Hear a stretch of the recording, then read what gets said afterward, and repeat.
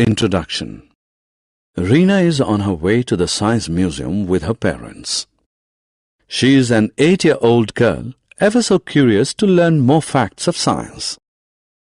Once inside the museum, she is overjoyed to see a number of scientific instruments. Now she wants to know who invented each instrument and what is its function. Her father and mother patiently answer all her queries.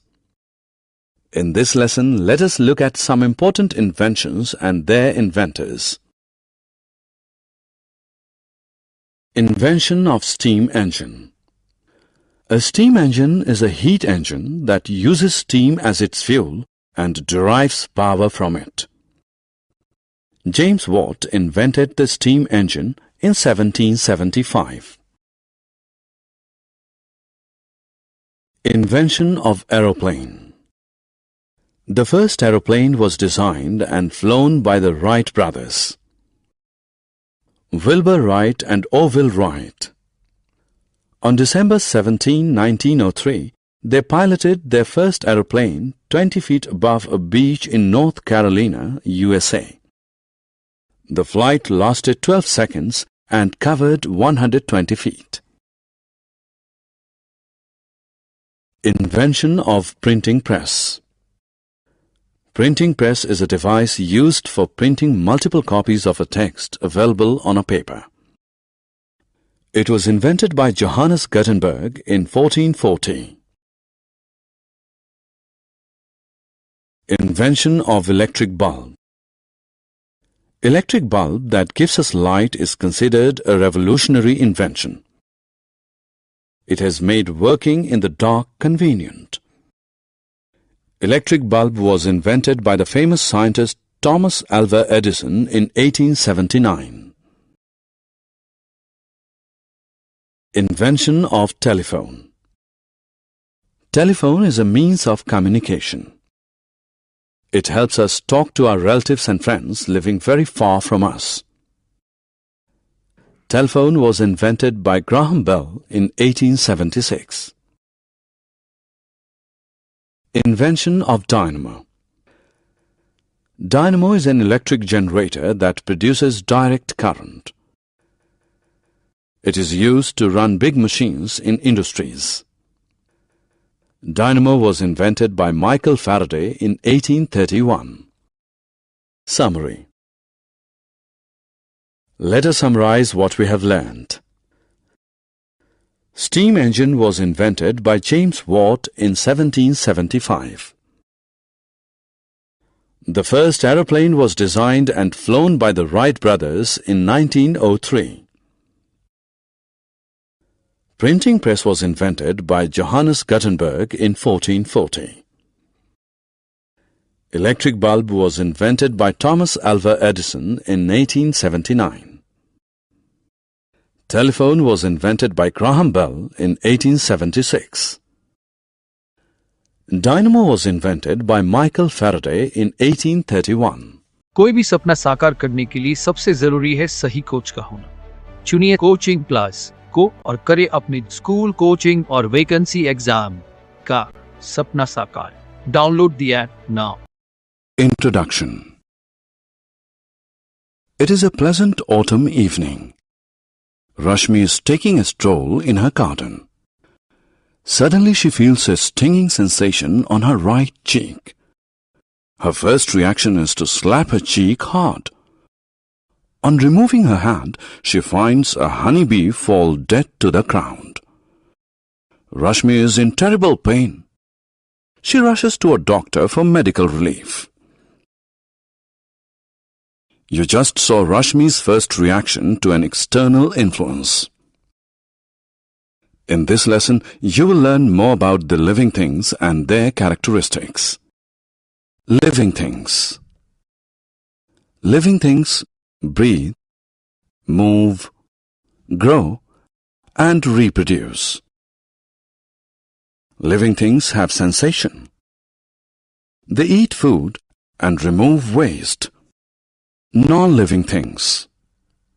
Non-living things do not breathe, grow, and reproduce. They do not have sensation. Some non-living things are natural. Example, stone, gold, etc. Some non-living things are derived from living things.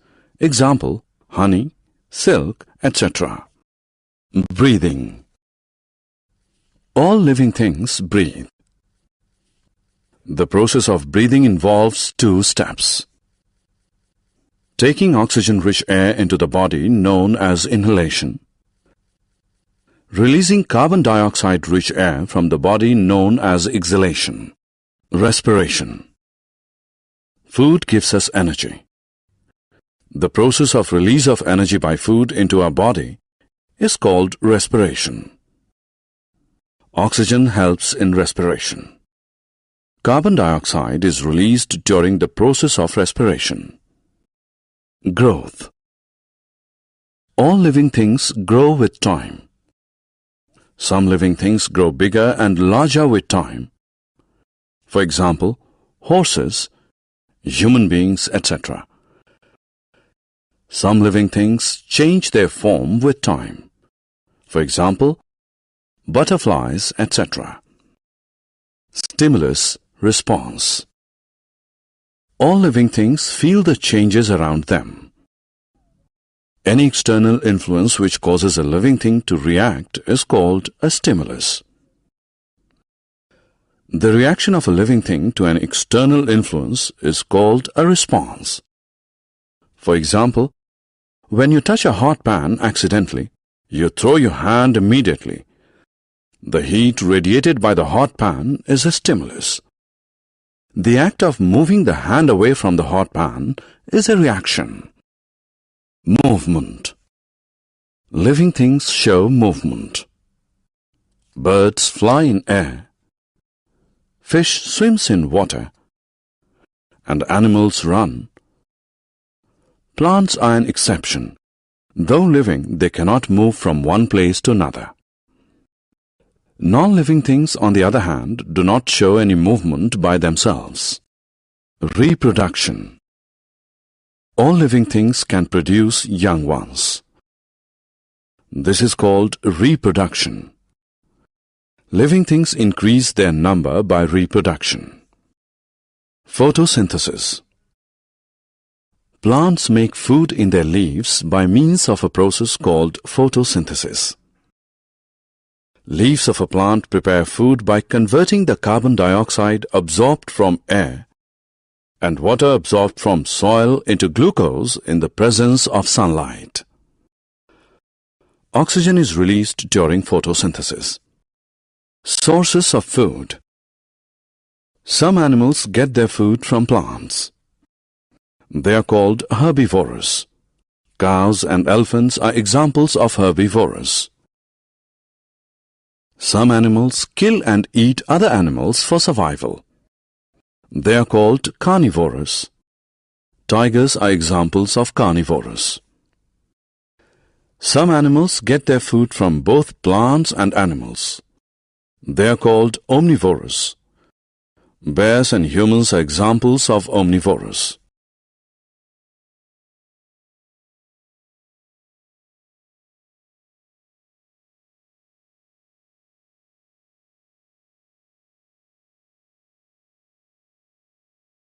Summary. Let us summarize what we have learned.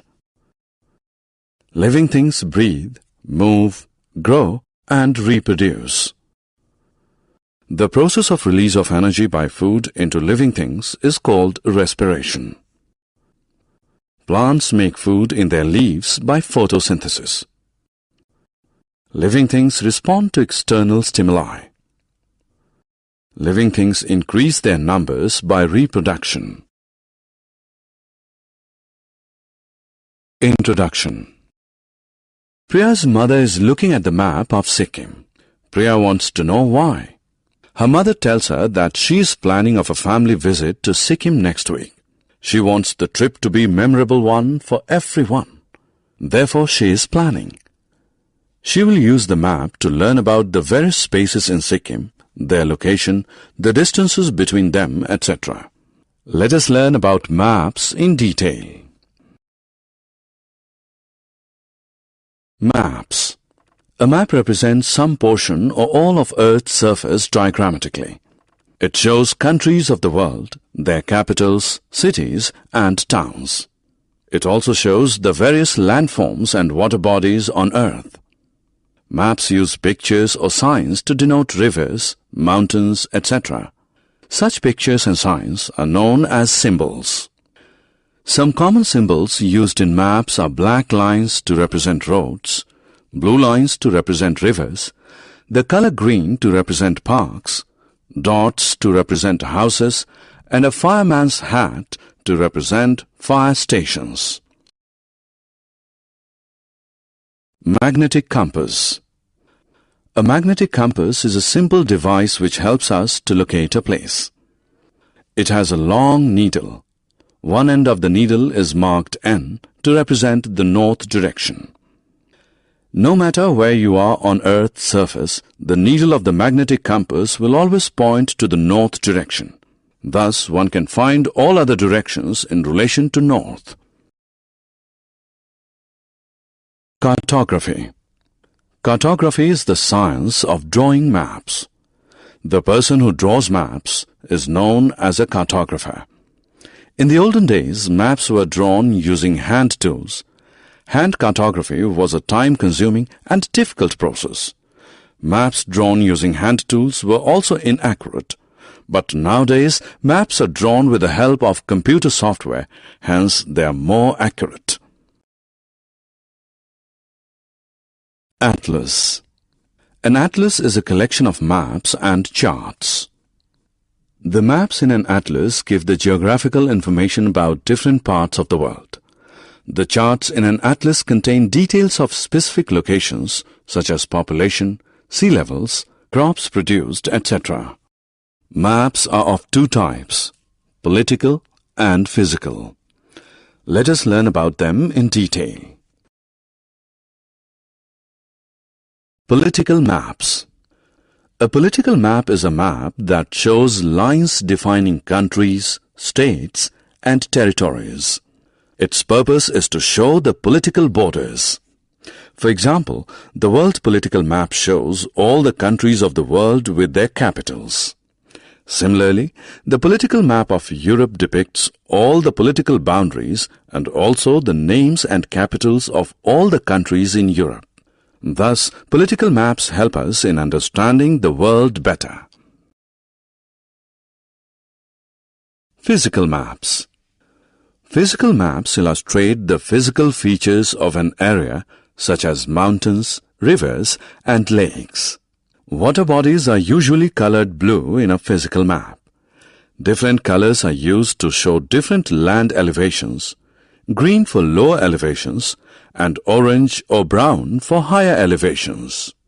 For example, the physical map of Africa shows the African continent located between the Atlantic Ocean on the west and the Indian Ocean in the east. The African continent is also shown as sharing its northeast border with the Red Sea.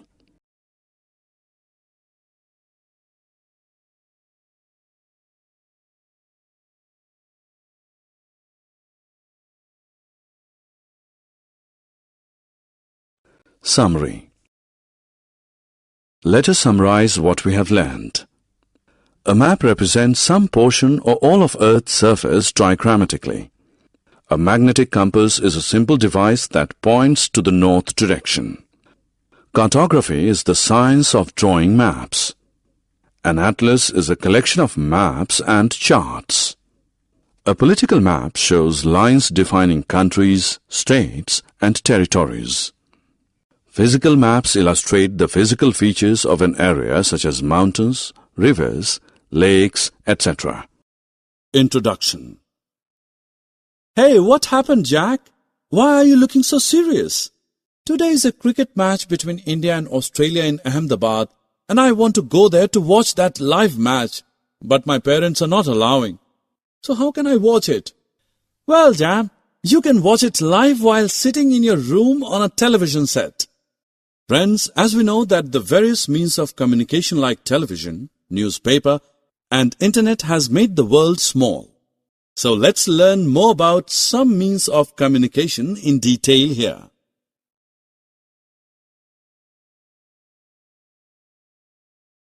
Objectives. At the end of this lesson, you'll be able to newspaper, letters and telegrams, radio and television, telephone, pager and mobile phone, telex, fax, internet and email. Hi friends, how are you? As we all see usually that in our home, newspaper getting delivered daily. But what's its use? Actually, we get information about the world in the form of text and pictures printed on a paper through it. It includes many sections such as national, international, sports, business news and weather reports. You know, it also has a special section for you in which many stories, poems, jokes and riddles get published. Now let's know more about other mean of communication, that is, letters. Do you know the fact that letters are the written form of communication? It is generally used to exchange information with people present anywhere in the world. Inland letters, aerogram and postcards are different types of letters. Let's know about them in detail. Let's start with inland letter. The inland letter is a light blue colored sheet of stamp paper which contains a message and it gets folded in a particular way. Now let's know about aerogram. An aerogram is also a type of inland letters carried by airmail. The other type of letter is known as postcard. A postcard is meant for exchanging the information written on a small yellow-colored card. But do you know that there are some letters that reach us really fast? These are telegrams.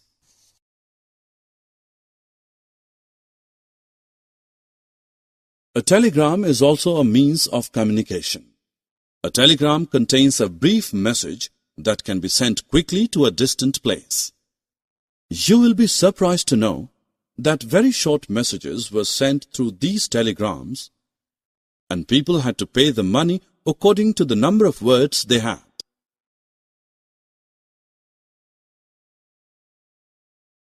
But have you ever thought about those people who do not know to read it?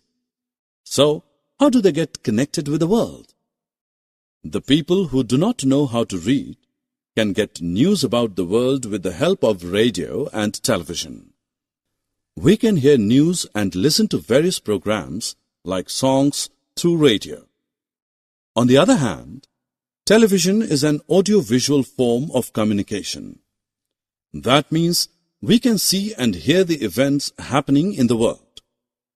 While sitting at home, we can enjoy watching songs, films, news, educational events and sports on television. Now let's move on to the next mean of communication, that is, telephones. Actually, telephones are used to exchange messages through the telephonic wires. It helps us talk to any person at any place in the world.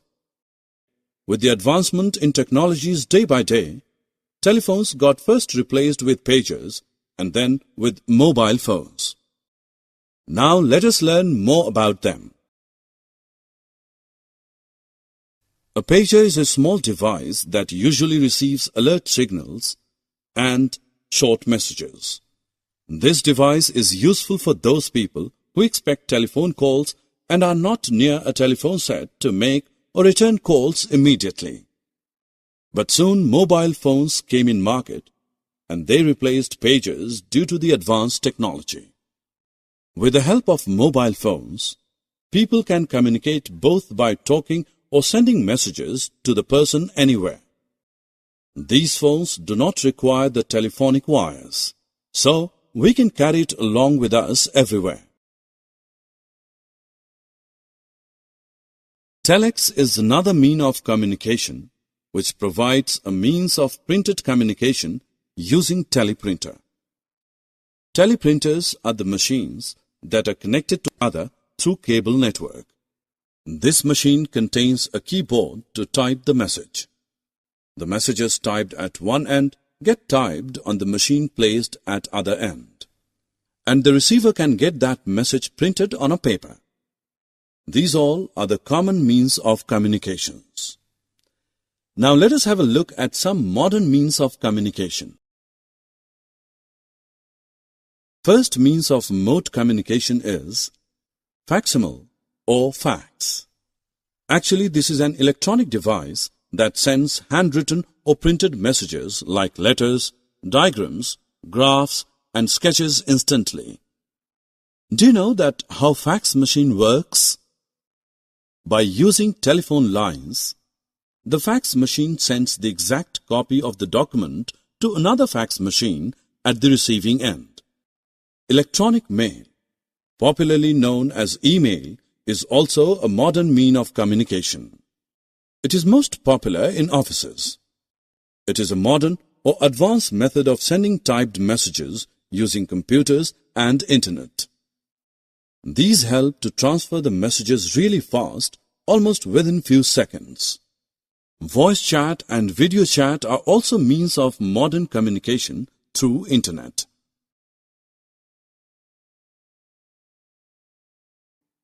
Summary. Let us summarize what we have learned. Newspaper gives information in the form of text and pictures printed on a paper. A letter is a message written on a paper with a pen. Inland letters, aerogram, and postcards are different types of letters. Television helps us to see and hear about the world happenings.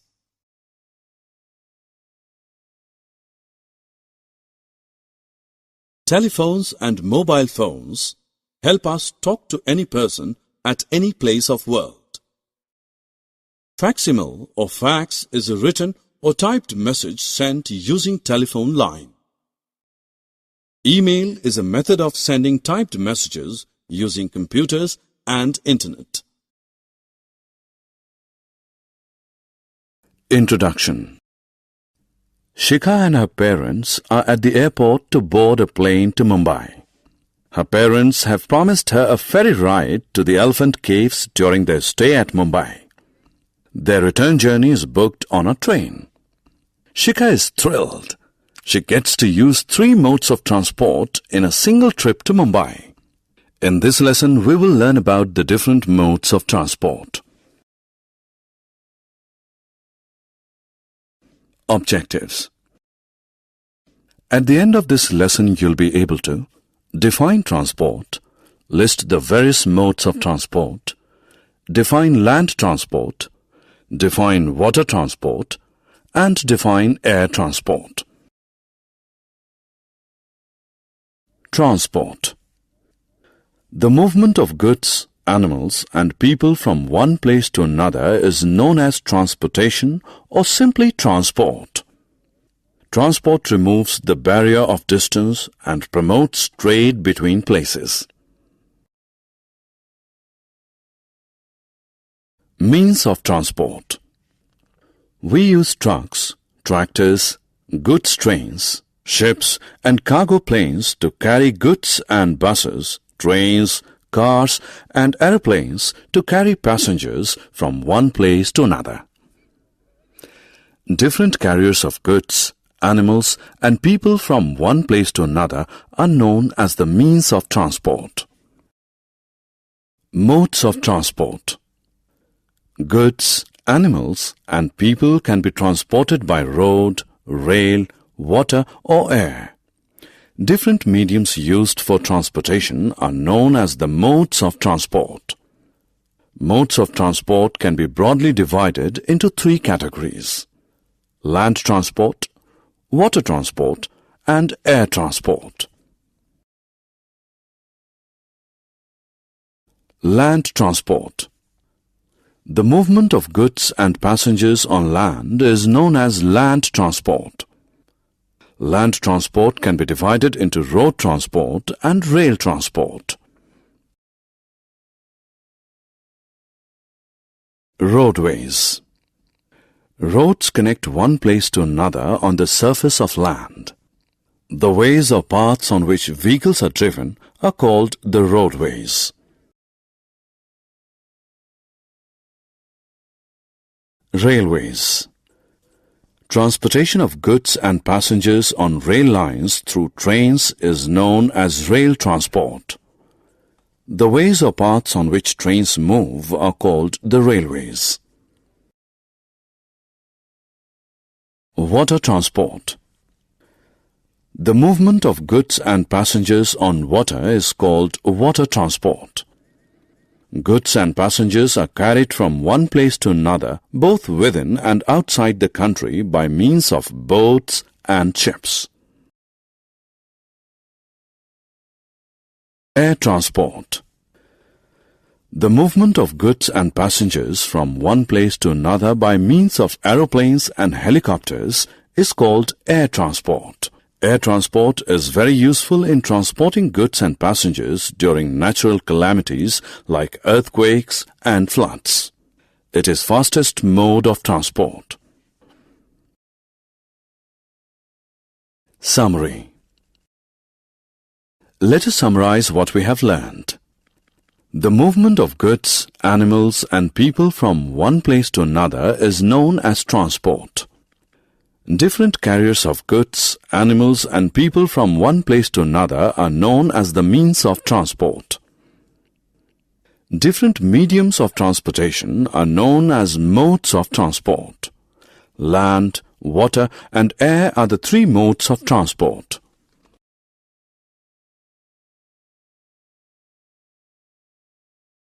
Introduction. Shreya is a doctor. She is returning to India after 10 long years. On her way home from the airport, she is saddened to find overflowing municipal garbage bins, spilling dirt and spreading diseases at many places. She decides to take up the issue with the municipal corporation the next day. In this lesson, we will learn about local government bodies and their functions.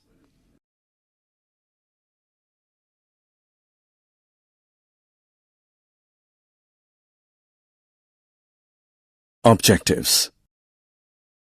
At the end of this lesson, you'll be able to define local bodies, list the functions of municipal committees and corporations, state the source of income of local bodies. Municipal Committee. Municipal committees look after the needs and welfare of the people in towns and cities.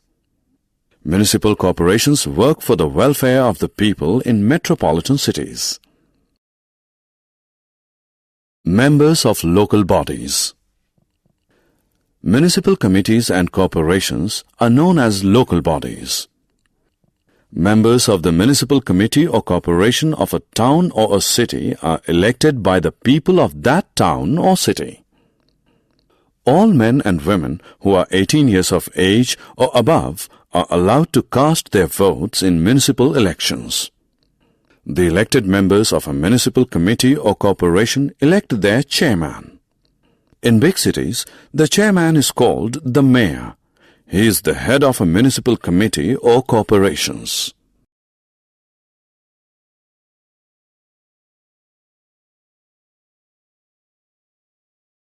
Functions of municipal committees and corporations.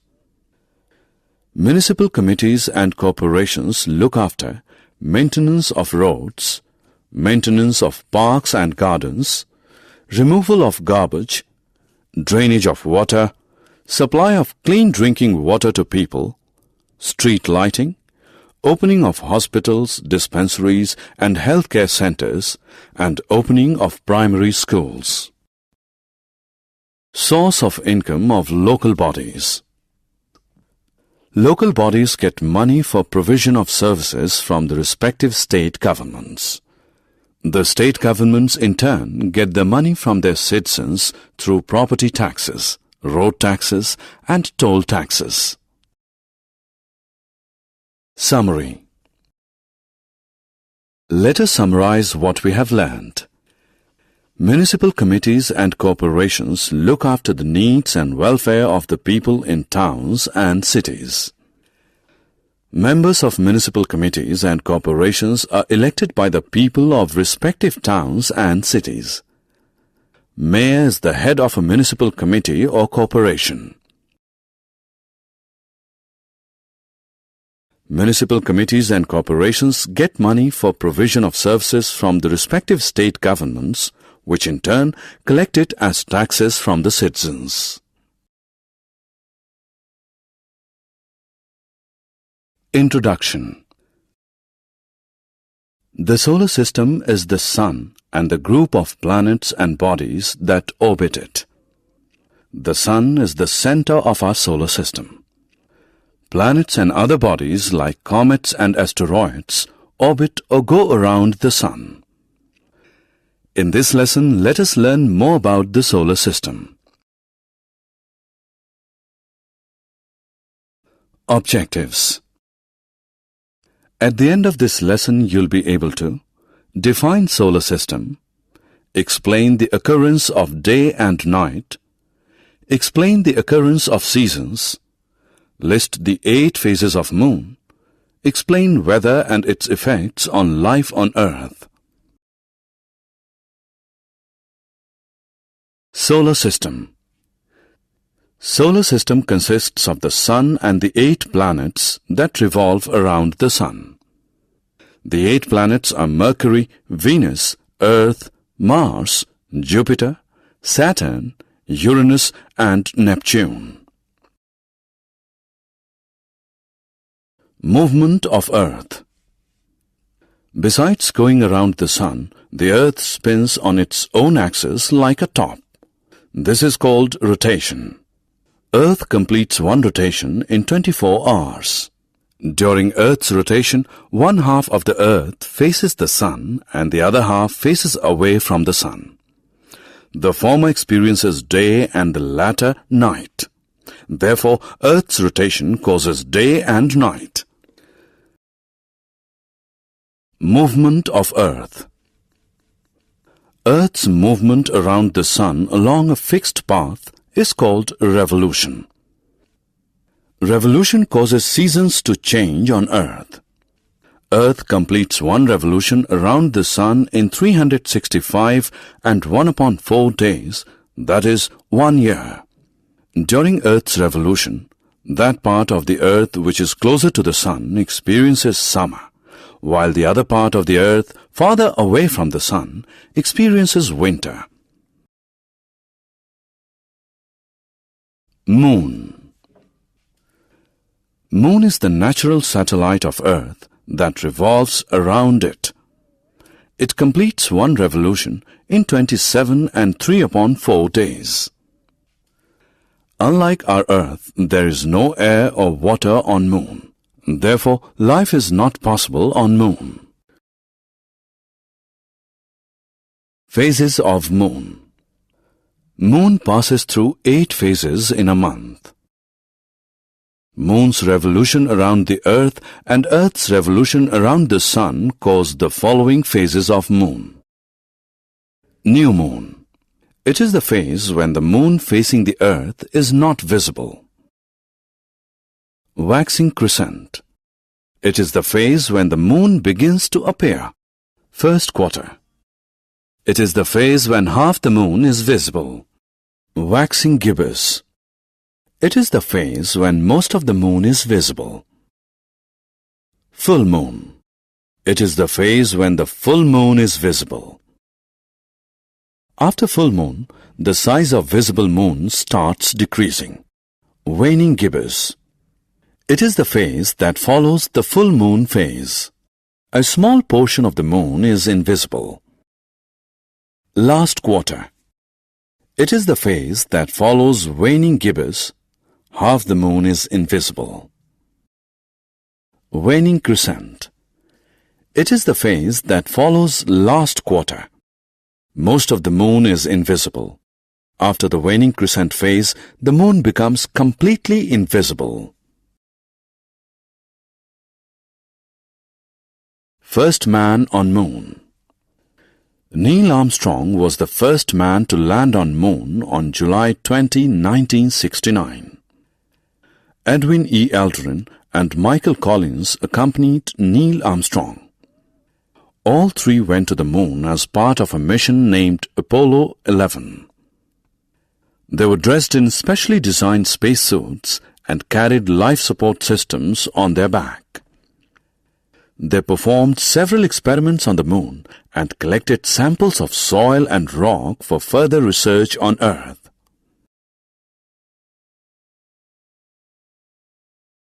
Weather. The general condition of the atmosphere of an area at a particular time is called weather.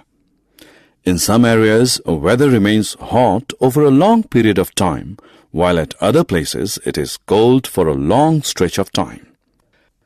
Average weather of an area over a long period of time is called the climate of the area.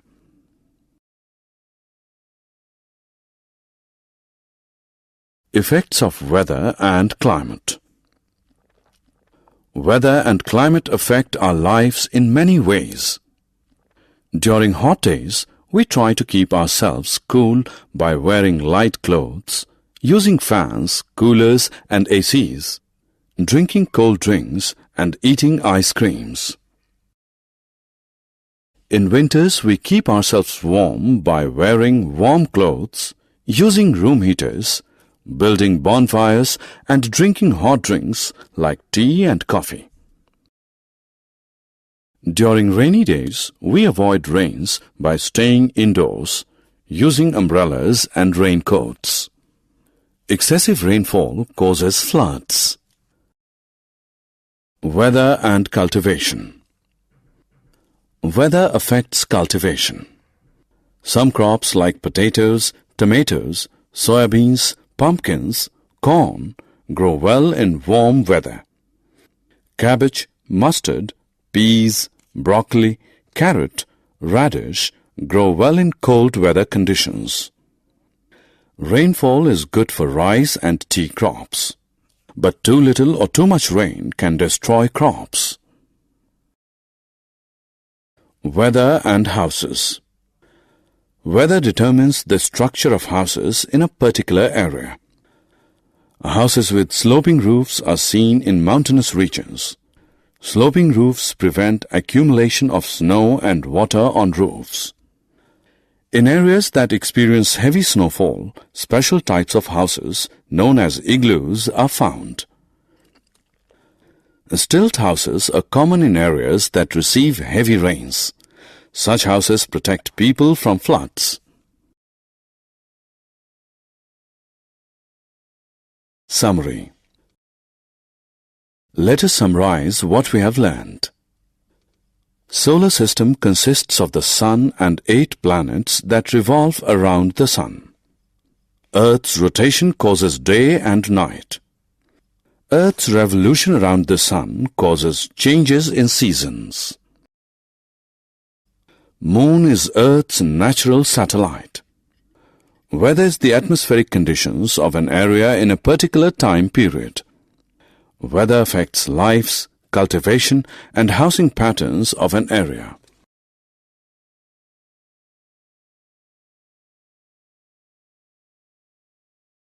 Introduction.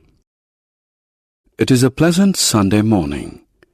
8-year-old Bhavesh is walking to a nearby store to buy milk, bread and butter for breakfast. On the way, he notices water gushing out of a pipe, a common sight in his colony in the early mornings. Bhavesh is aware of the cause, overflow of overhead tanks.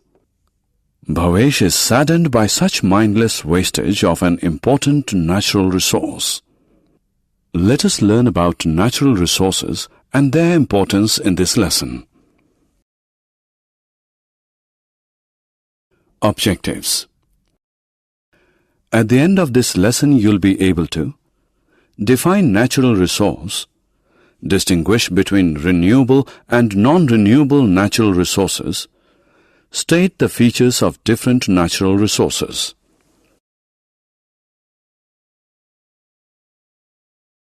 Natural resources.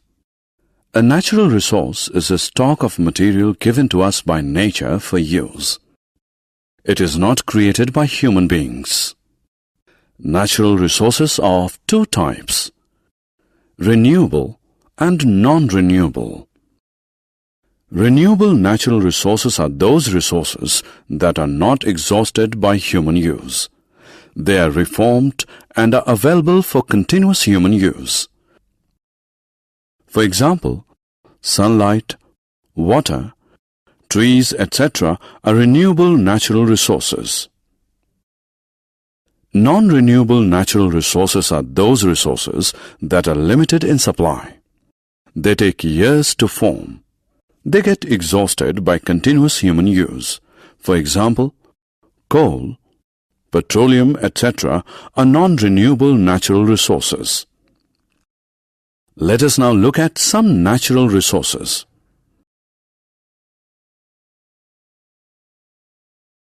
Sunlight.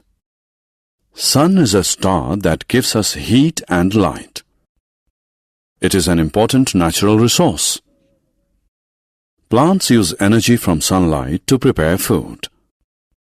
Without sun, Earth would be very cold, dark, and impossible to live on. Air. Air is another important natural resource. Air is the mixture of gases. It consists mainly of nitrogen, oxygen, and carbon dioxide. Oxygen is essential for the survival of all living things. Water. About 70% of Earth's surface is covered by water.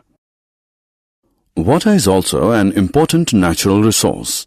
It is necessary for the survival of plants, animals, and human beings. Soil. Soil is a thin layer of Earth's crust. It is formed by the breaking up of rocks into small pieces by water or wind. Soils differ in their texture. Some are fine, others are coarse. Soils also differ in their color. At some places they are red in color, at others black. Soil stores nutrients and water. Plants draw water and minerals from soil. Thus, soil acts as a medium for the plants to grow.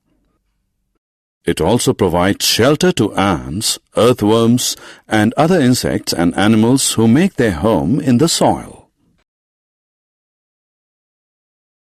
Forests. A forest is a vast area covered with trees. It is again an important natural resource. Forests give us oxygen. Forest also helps in rainfall. Trees give us wood for cooking, making furniture, and building houses. Paper is also made from trees. We also get fruits, nuts, and spices from trees. Coal and petroleum. Coal and petroleum are fossil fuels which take years to form. They are made from trees which get buried in the soil. They are non-renewable because they are limited in supply and can get exhausted by human overuse. Summary. Let us summarize what we have learned. A natural resource is a stock of material given to us by nature for use. Natural resources are of two types: renewable and non-renewable. Renewable natural resources are not exhausted by human use. Example: sunlight, water, trees, etc. Non-renewable natural resources are limited in supply. They get exhausted by continuous human use. Example: coal, petroleum, etc.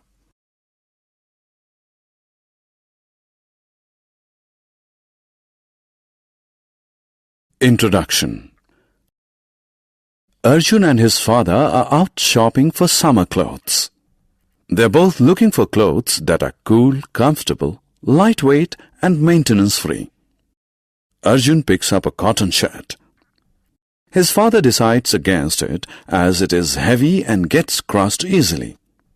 Arjun then picks up a synthetic shirt which feels light and is wrinkle-free. His father rejects it too because it does not absorb moisture effectively. Finally, after 2 long hours, they come across shirts which are made of blended fabric and have all the qualities they are looking for. In this lesson, let us learn about fiber and fabric in detail.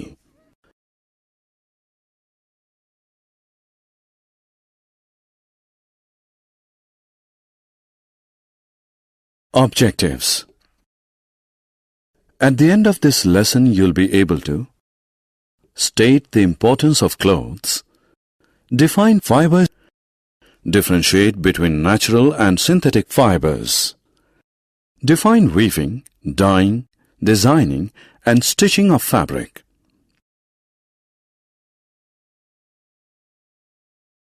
Clothes we wear.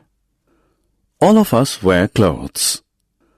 Clothes protect us from cold, heat, rain, dust, and insects. We choose clothes to suit the season and the work we do.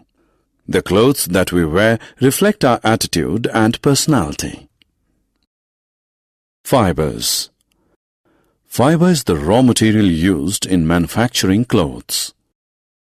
Fibers are transformed into clothes through a series of steps. First, raw fibers are twisted together to form long strands of threads known as yarns. The yarns are then woven and knitted to form fabrics. Finally, fabrics are used to make clothes of different sizes and shapes to suit the needs of the people. Fibers are of 2 types: natural fibers and synthetic fibers.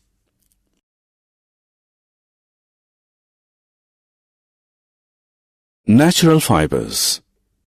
Natural fibers are made from plants and animals. Some natural fibers are cotton, wool, and silk. Cotton is obtained from plants. Wool is obtained from sheep, goats, and camels. Silk is obtained from silkworms.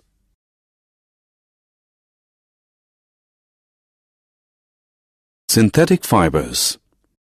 Synthetic fibers are man-made. Nylon, polyester, etc. are examples of synthetic fibers. Fabric made from synthetic fibers is cheap, dries easily, and does not wrinkle. Usually, synthetic are combined with natural fibers to create strong and soft fabrics.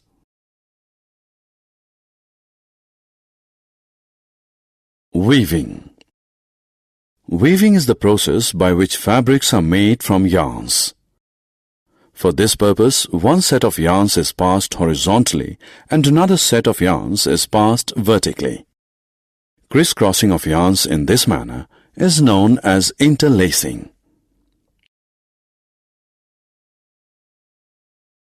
Finishing. The process that improves the appearance and usefulness of a fabric is known as finishing. Some important finishing treatments given to a fabric are: brushing. The process of brushing removes short and loose fibers from a fabric. Calendering. The process of calendering improves the smoothness and shine of a fabric. Bleaching. The process of bleaching removes the natural color of raw fabric. Dyeing. Dyeing a fabric means giving a new color to the fabric. To dye a fabric, first a solution of dye and salt in warm water is prepared. Next, the fabric is dipped in the solution. Then the fabric is removed from the solution after an hour and washed. Finally, the fabric is dried. Designing. The beauty of a fabric can be enhanced by making patterns on it through the process of designing. Fabrics can be designed with the help of ink, paint, or embroidery, stones, beads or crystals, laces or zari. Stitching. Stitching is the process by which fabrics are converted into clothes. It involves sewing a fabric with needle and thread. In olden days, stitching was done with hands, but nowadays stitching is done with machines.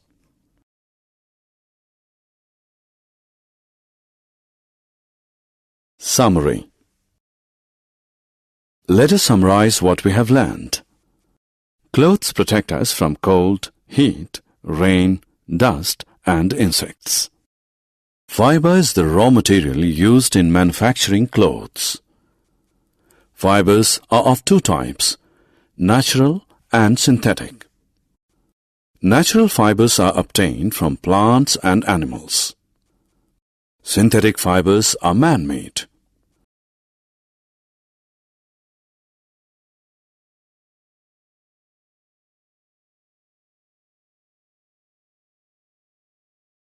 Fabric is made by weaving two sets of threads at right angles to one another.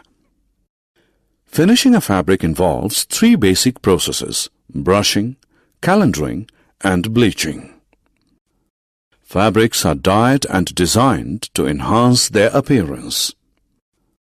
Stitching is the process by which fabrics are converted into clothes.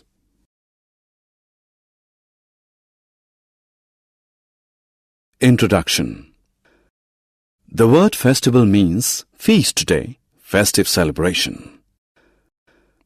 As kids, when there used to be festivals, only one thing that came to our minds was holidays and sweets that in turn meant lots of fun. India being a society of many religions, there are a lot many festivals. In this lesson, let us learn about the different types of festivals celebrated in India.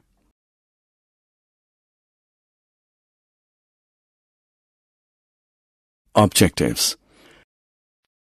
At the end of this lesson, you'll be able to define festival, distinguish among national, religious and harvest festivals, list the characteristics of some national, religious and harvest festivals.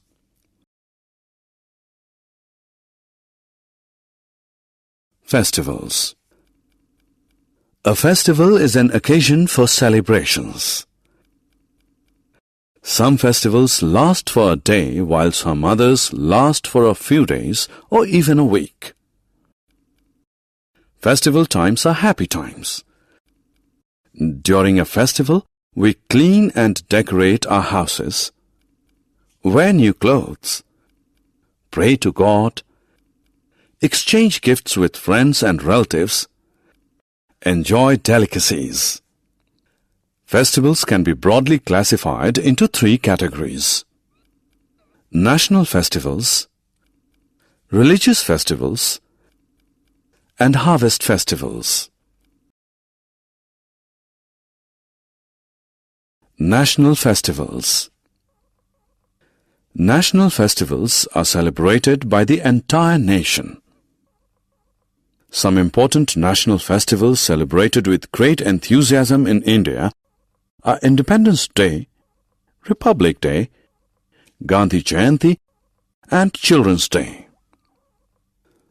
We celebrate Republic Day on January 26 every year. On this day, the Constitution of India came into force. Independence Day is celebrated on August 15 every year. On this day, India got freedom from the British.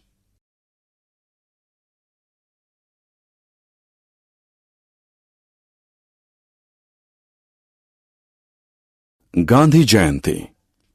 We celebrate Gandhi Jayanti on October 2 every year. The day marks the birth anniversary of Mahatma Gandhi, the father of our nation, who played an important role in getting India independence from the British. Children's Day.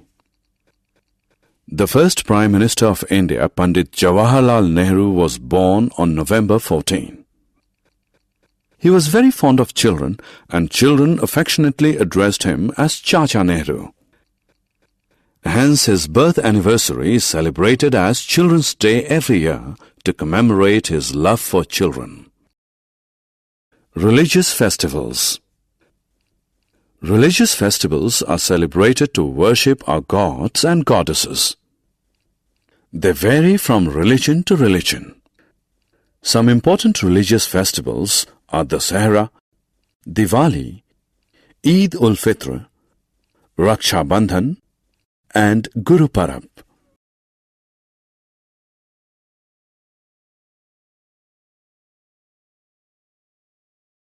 Raksha Bandhan. Raksha Bandhan is one of the festivals celebrated by the Hindus.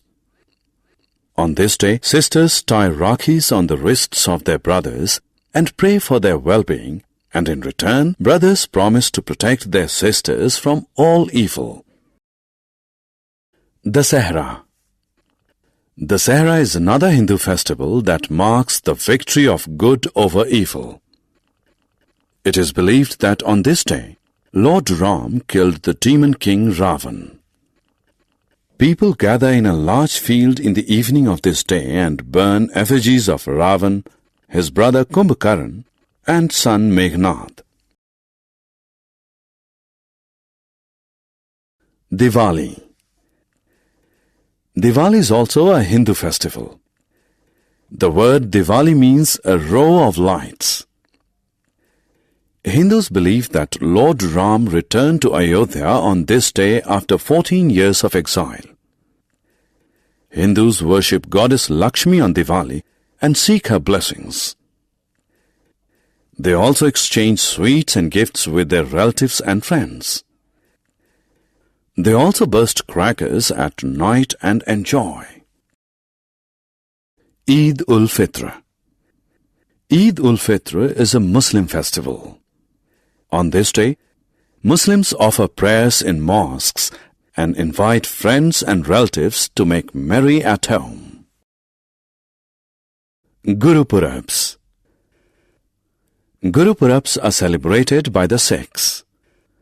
Guru Purabs mark the birth anniversaries of the 10 Sikh Gurus. On these days, Sikhs visit Gurudwaras, offer prayers, perform Kar Seva, and organize langars for the poor.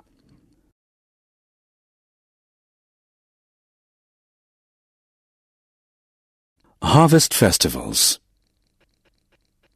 Now let us turn our attention to harvest festivals. Harvest festivals are celebrated in different parts of India when crops are harvested. Some well-known harvest festivals are Onam, Pongal, and Lohri. Onam is the harvest festival of Kerala. During this festival, people of Kerala prepare goodies at home, play games, and participate in snake boat race. Pongal is the harvest festival of Tamil Nadu. During this festival, people decorate their houses and worship the sun god for a bountiful crop. Lohri is the harvest festival of Punjab. On this day, people make bonfires and offer newly harvested crops to the fire god as a thanksgiving.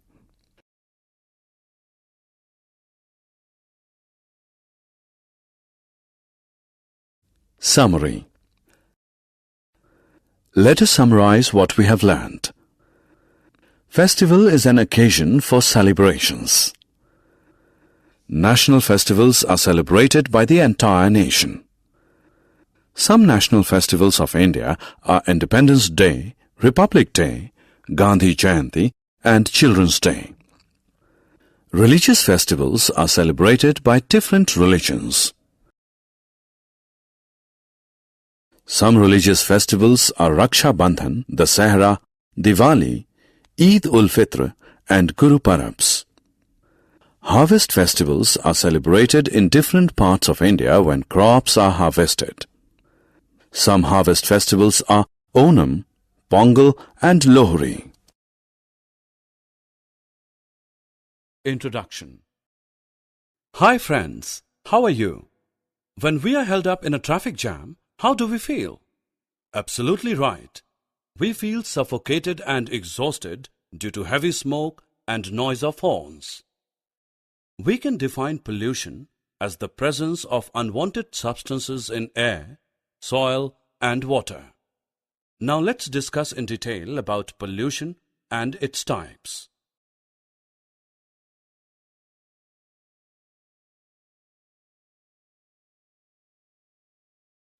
Objectives. At the end of this course, you will be able to describe different types of pollution, explain air pollution, its effects, and also ways and means of controlling it. Describe water pollution, its effects, and ways and means of controlling it. Explain noise pollution and soil pollution. Friends, as we all know that air and water mainly supports life on the earth. But now these two are getting dirty day by day. As a result, there is no fresh air to breathe and clean water to drink. So let us discuss in detail different kinds of pollution. Actually, pollution is mainly of three types: air pollution, water pollution, and noise pollution. At first, let's know about the air pollution in detail. Air gets polluted when the unwanted substances, air pollutants, enter in it. But the question is, how these substances enter into the air? These substances, air pollutants, come due to burning of fuels, emission of poisonous gases from industries.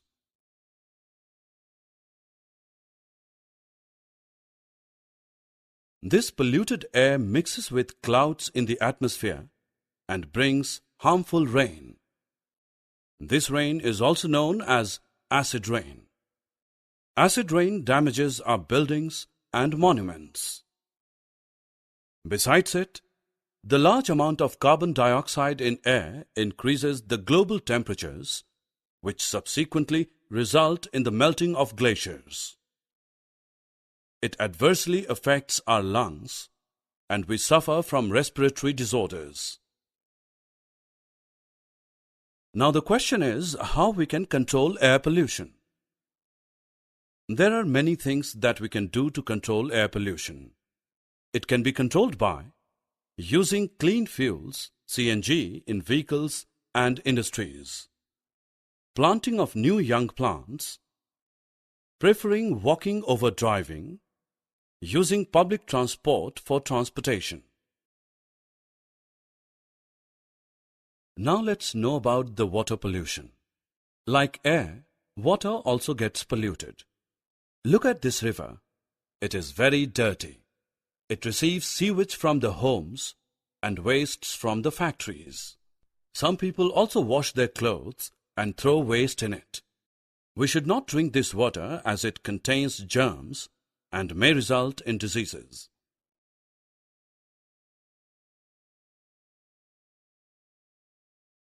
What are its effects? Poisonous chemicals released from factories and industries enter the water bodies, due to which marine life is getting affected. If we consume such fishes, we will also fall ill. Can we control water pollution? The answer is yes. To control water pollution, we should not dispose garbage and harmful chemicals directly into ponds, lakes, and rivers. Friends, did you ever get annoyed by large music systems in parties, long traffic jams, and loud voice of your parents? Then how do you feel? This unwanted sound created by human activities is called noise pollution. Are you aware of this fact that noise pollution can cause hearing loss as well as heart problems? So we should try to make less noise. Friends, just think what happens if we dump garbage into the soil. Yes, absolutely right. It gets polluted. The low quality of the soil is called soil pollution. Dumping things like fruits, vegetable peels and papers get mixed with the soil but plastic objects do not. It makes the soil infertile. Well, to reduce soil pollution, we should stop littering. Summary. Now friends, let's know what we have learnt. Pollution is mainly of three types: air pollution, water pollution, and noise pollution. Air and water gets polluted by the unwanted substances, pollutants present in it. Sewage from the homes and wastes from the factories are the main sources of water pollution.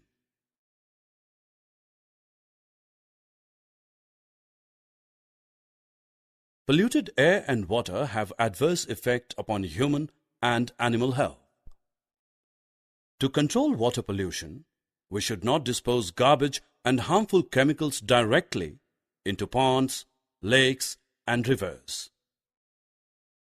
The unwanted sound created by human beings is called noise pollution. It is caused due to blowing of horns, using of loudspeakers, etc.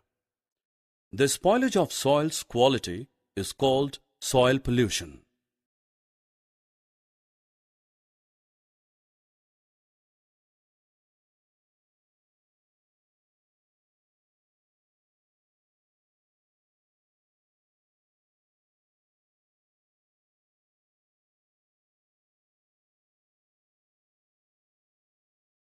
Introduction. An educational tour to Qutb Minar has been organized by Dhruv's school. The history teacher Lata ma'am takes the students around and tells them interesting details about the monument. Their attention is diverted by the laughter of some boys from another school. They turn around and find them scribbling their names on the walls around. Lata ma'am tells them that such monuments are public property. As citizens of India, it is our responsibility to protect them. So it is no good writing on them.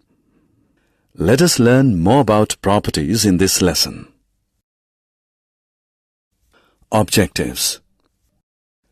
At the end of this lesson, you'll be able to define property, differentiate between public and private property, state the importance of conservation of property.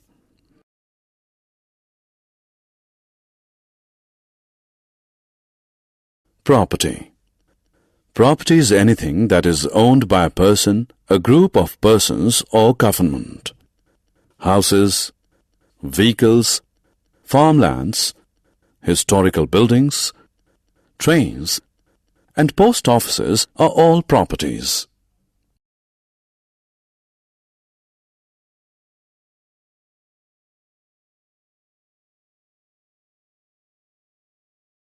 Private property. Private property is property owned by an individual or a group of individuals. For example, furniture, car, house, land, and jewelry are all private properties because they are owned by a single individual or a group of individuals. The owner of a private property can exchange, sell, or even destroy his property.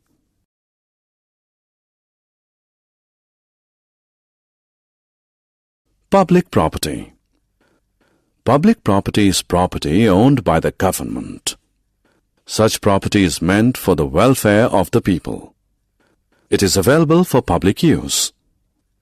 All people of the country have equal right to use it. Public parks, trains, post offices, roads, public schools, public colleges, and government hospitals are all public properties. Since public property is owned by the government can sell, exchange, or destroy it. Importance of private property. Ownership of property improves the social status of an individual. Private property can be exchanged for money in case of emergencies. Importance of public property.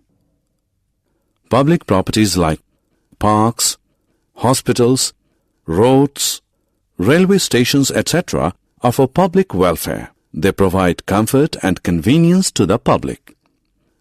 Some public properties like historical monuments showcase the glorious history of a country. They are the pride of a nation.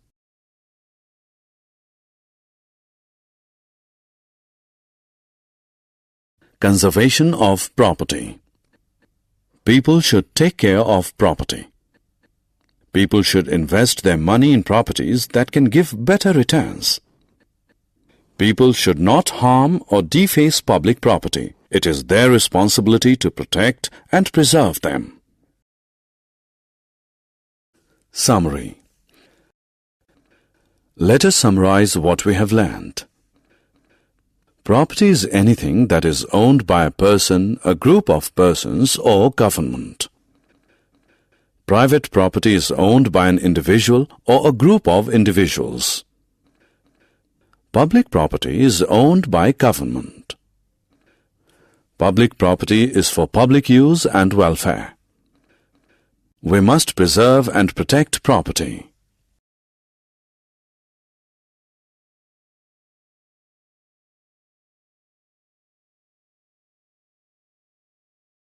Introduction. Aman is 8 years old and extremely naughty. Today, the science teacher has promised to take Aman's class to the chemistry laboratory to demonstrate some experiments. Once in the lab, Aman wanders away from the group. He finds a test tube with a bright-colored solution on a table. Out of curiosity, he smells it. He takes ill immediately. He complains of nausea and severe headache. The teacher rushes him to the school clinic where he is given first aid. In this lesson, you will learn about the rules that must be followed to lead a safe and secure life. Objectives. At the end of this lesson, you'll be able to list safety rules for home, roads, bus, school, classroom.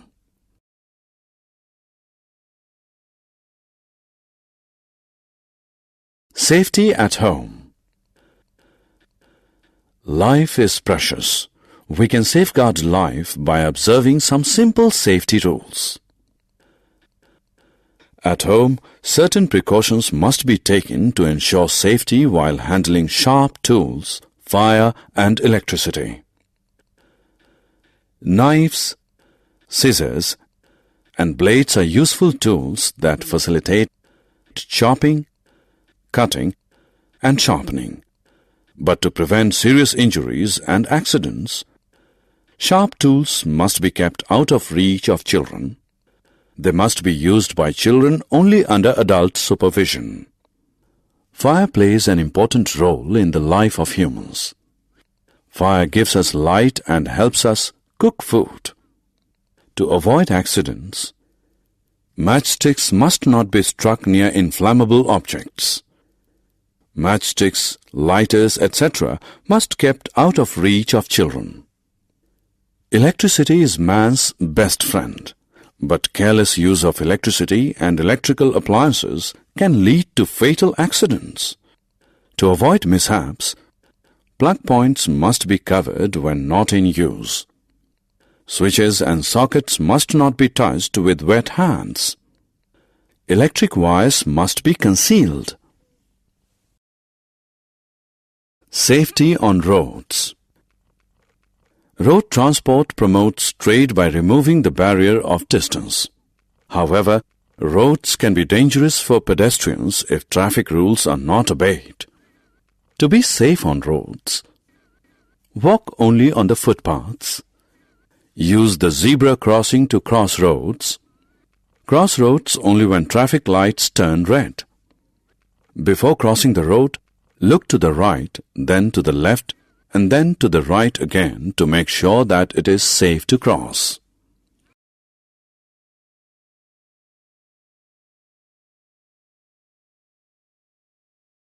Safety in bus. Buses carry people from one location to another. There are some safety rules which one must follow while using the bus. Stand in a line to get into the bus. Do not break the line or push others waiting in the line. Do not get into or get down from a moving bus. Do not lean out or put your hands and head out of a moving bus.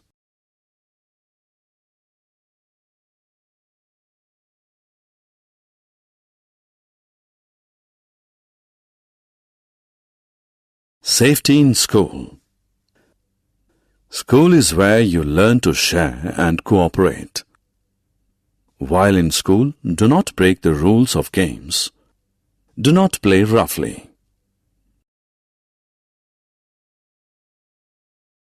Safety in classrooms. Classroom and laboratories are centers of learning. While in classrooms or laboratories, do not run around or climb desks. Do not touch, taste, or smell any chemicals or salts without the teacher's permission. Summary.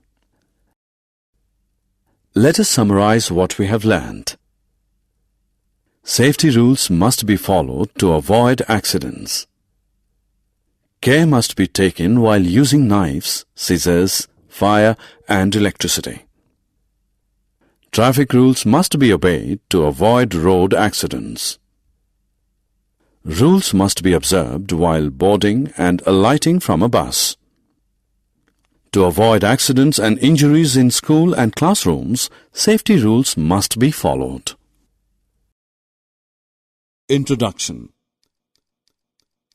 Dear friends, do you know why we eat food? Correct. We eat food to grow and to get energy. And guess where does the food come from? I know you can answer this. Yes, we get food from plants and animals. Let's learn more about sources of food in detail. Objectives. At the end of this course, you'll be able to list the sources of food, discuss about the plants and animals that give us food, define herbivorous, carnivorous, and omnivorous animals. Dear friends, as we know that the plants are important source of food. They give us fruits, vegetables, and cereals. You'll be surprised to know that these plants also need food to grow. They prepare food by their leaves in the presence of sunlight and chlorophyll. Then some food is used by plants, and the remaining is stored in different parts of plants like roots and stems. Friends, we eat the stored food of plants in these plant parts. It is good for our health.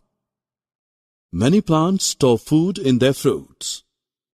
There are some plants which store food in their leaves.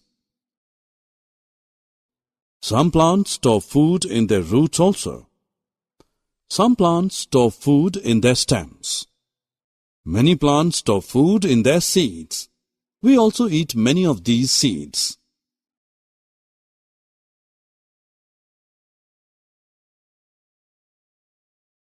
Now we move on to our next topic. Animals are an important source of food. Some animals such as cow, goat, buffalo, and camel give us milk. The milk contains many vitamins and minerals which are very essential for our growth. The milk is also used to make many dairy products such as cheese, butter, ghee, curd, and ice cream. Friends, some animals such as hen and duck give us eggs. Flesh of some animals such as hen, duck, buffalo, goat, and fish is used to eat.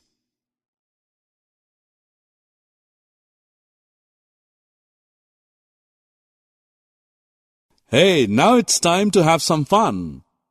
Drag and drop the correct options to fill up the blanks. Friends, all animals have different types of eating habits. Some animals like cow, deer, goat, and buffalo eat only plants. Hence, they are known as herbivorous animals. Some animals like tiger, eagle and lion feed on other animals. They eat fleshes and get nutrition. They all are known as carnivorous animals. There are some animals, those who eat both plants and flesh. For example, bear and crow. They are known as omnivorous animals.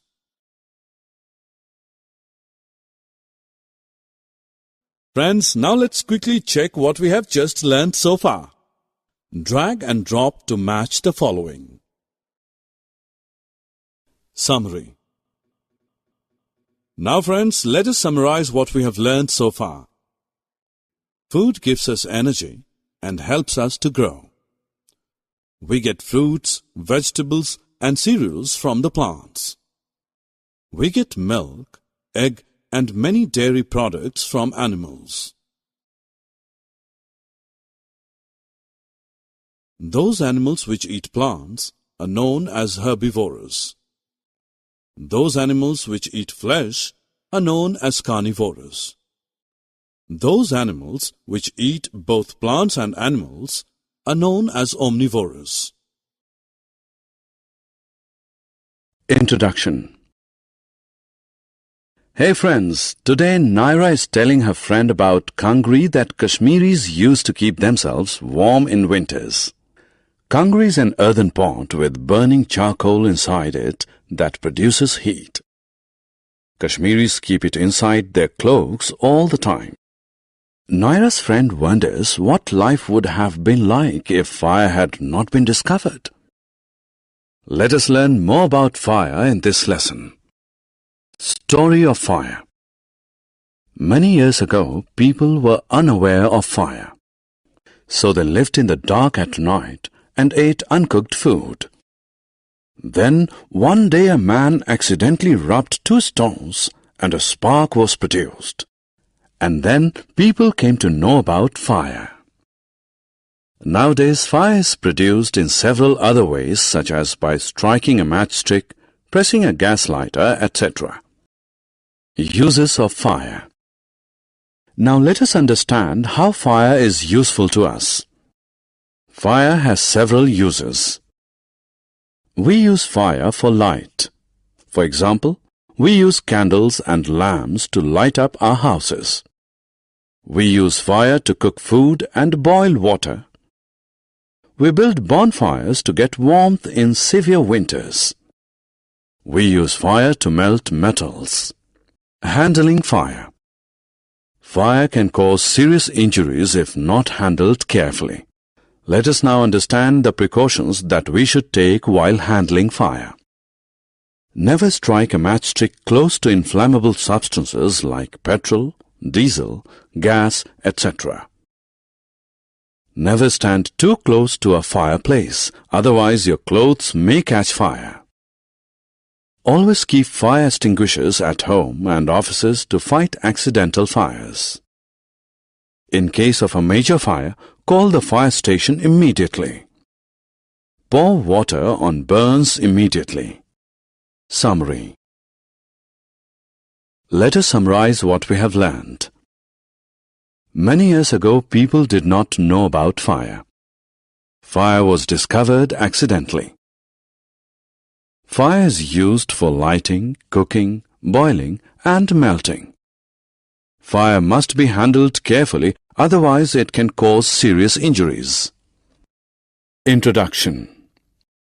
Pari lives in city with her parents. She is going to village in summer vacations where her grandparents live. This is the first time she is visiting an Indian village. On her way from the railway station to her grandparents' house, she finds a group of 5 elderly people sitting under a banyan tree. They are listening to some men standing in front of them. She is curious to know what is happening. Her father tells her that the elderly men are members of the Gram Panchayat and are solving some problem of the villagers. In this lesson, you will learn about the working of Gram Panchayat. Objectives. At the end of this lesson, you will be able to Explain the structure of a Gram Panchayat. List the functions of a Gram Panchayat. What is Gram Panchayat? We all know that the governments in the states and union territories maintain law and order in their cities and look after the needs of their city dwellers. The question that comes to our mind is who is responsible for keeping law and order in villages and meeting the requirements of villages? The answer is the village local government, which is known as village panchayat or Gram Panchayat, performs both the functions. Let us now understand the structure of the Gram Panchayats in detail. Gram Panchayat. A Gram Panchayat is the local government of a village. It is formed by members elected by the villagers in the Gram Panchayat elections. These elections are held every year. Anybody who is 18 years of age and above can cast a vote in the elections.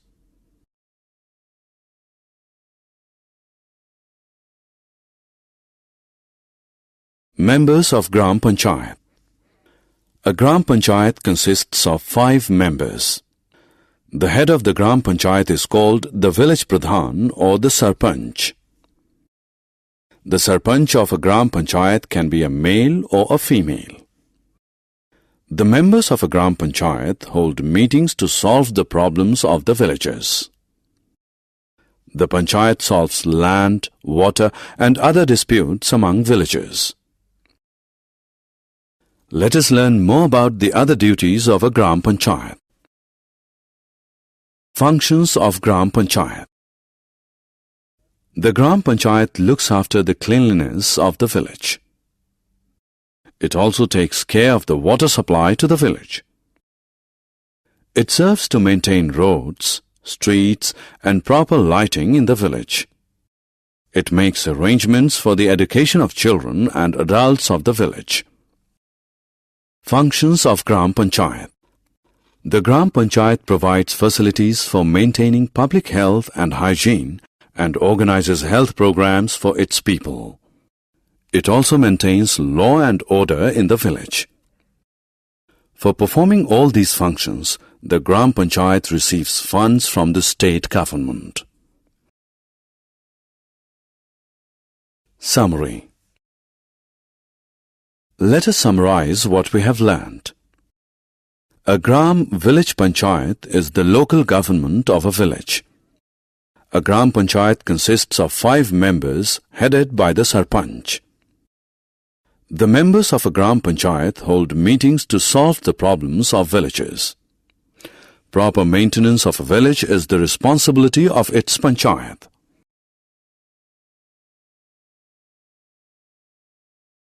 Introduction. Vaibhav and his parents are returning home after 2 days, having spent the weekend at Kasauli. On their way home, they stop at a grocery store to buy a water bottle. Vaibhav decided to stay back in the car. His father advises him to roll up the windows. After a while, Vaibhav feels breathless and suffocated.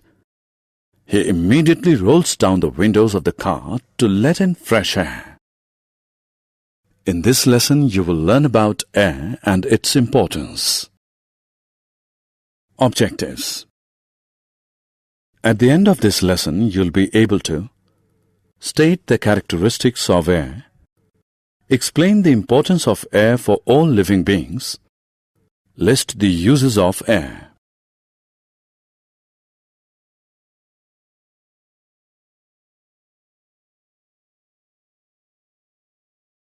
Characteristics of air. Air is all around us. All living things breathe in and breathe out air continuously. But we cannot see it. We can only feel it. Air has no color, taste or odor. Air has weight. Take an inflated balloon and weigh it. Now remove the air and deflate the balloon. Weigh it once more. What do you find? The balloon had more weight when it was inflated. This proves that air has weight. Air fills space. Take a balloon and blow air into it. The balloon expands in size. Now prick the balloon with a pin. What do you see? The air inside the balloon escapes through the hole. The balloon becomes flat. This proves that air fills space. Importance of air. Air supplies human beings with oxygen, which supports life. Plants take carbon dioxide from air to make their food. Animals also depend on the oxygen present in the air for survival. Uses of air. Moving air is known as wind. Wind moves clouds and causes rains. Wind helps sailboats and gliders to move. The power of wind is used to generate electricity. Wind power helps pump water. Summary. Let us summarize what we have learned. Air has no taste, color, or odor. Air has weight and fills space. Air is necessary for the survival of all living beings. Moving air is called wind. Wind power is used to pump water and generate electricity. Introduction. Ramesh is a bright boy, 8 years of age. He studies in a government school. Today he has accompanied his mother to the parent-teacher meeting. The teacher has one complaint. Ramesh takes leave frequently. As a result, his class and homework are incomplete. If he continues to be regular at school, he may have to repeat the class. Ramesh's mother knows the reason for his absence. They live in a slum area. Ramesh falls ill frequently because of his unhealthy surroundings. However, Ramesh's mother cannot understand how she can improve their surroundings. Let us understand how we can keep our surroundings and ourselves clean. Objectives. At the end of this lesson, you'll be able to define hygiene, explain the ways to maintain domestic, neighborhood, and community cleanliness, learn about the system of waste disposal in cities, list the 3 R's of waste management.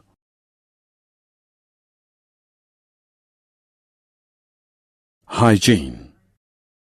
Hygiene means cleanliness of one's own body and the surroundings. We must practice hygiene to maintain good health, lead a good life. Personal hygiene. Personal hygiene involves keeping one's teeth, hands, nails, hair, body, and clothes clean. That is not enough. A clean body in a dirty surrounding can take ill. So it is important that we keep our surroundings clean as well. Personal hygiene and cleanliness of surroundings go hand in hand. Domestic hygiene. Cleanliness of surroundings begins with domestic hygiene. It involves keeping our homes neat and clean. We can maintain domestic cleanliness by making sure that there is no stagnation of water in our houses. The toilets and sinks are clean. The drainage pipes are clear. Old and useless items are discarded. Kitchen and other household wastes are disposed of every day. Neighborhood cleanliness. From domestic cleanliness, we move to neighborhood cleanliness. To keep our neighborhood clean, we must ensure that the roads, parks, and grounds are cleaned daily. There is no stagnation of water on roads, parks, etc. The drainage pipes are clear.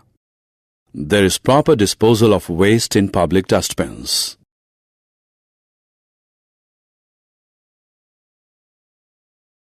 Community hygiene. Next, we must ensure community hygiene by keeping public places like hospitals, railway stations, bus stands, and cinema halls clean. Making medicines and vaccines available to people to cure and prevent diseases. Keeping city clean. It is not enough to maintain personal, neighborhood, and community hygiene. It is also our responsibility to keep our city clean. We can keep our city clean by ensuring that there is proper disposal of city waste. Non-biodegradable substances like polythene are not used. Waste is dumped in dustbins. There is no spitting on roads. Waste disposal in cities. Let us understand how waste is disposed of in cities. The wastes from our homes is first collected and treated in municipal sewage treatment plants and only then disposed of into water bodies like rivers. Waste treatment ensures that rivers are not polluted. Raw sewage collected from all over the city is first passed through a system of filters placed in machines. Filters help separate debris from heavy particles. The debris is then pumped into another tank where the remaining solid material settles down. The settled material is called sludge. The leftover liquid is drawn out, is treated with chlorine to make it germ-free and released into a river. Reduce, reuse, recycle. Wastes harms our environment. It is important that we control and handle waste with care to keep ourselves healthy and our environment clean. To achieve a pollution-free, clean environment, we must practice the 3 R's of waste handling. Let us learn about them in detail.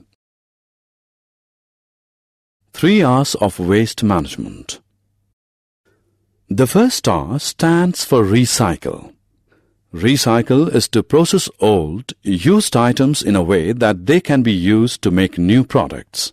For example, items made of glass, plastic, newspapers, aluminium cans, and batteries can be recycled to make new products. The second R stands for reuse. Reuse is to use an item more than once. Plastic cups, plates, and utensils, etc. are usually disposed of after a single use. Instead, we must reuse them after washing. The third R stands for reduce. Reduce is to decrease the use of substances that harm the environment.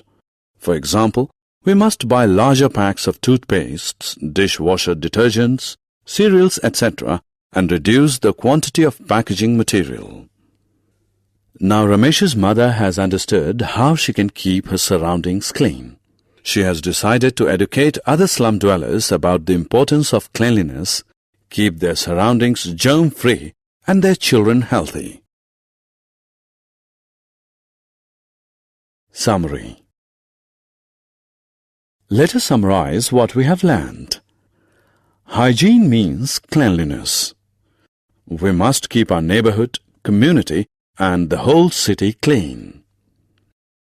Personal hygiene involves keeping our body, clothes, teeth, hands, and nails clean. We must keep our neighborhood and community clean by disposing of waste properly.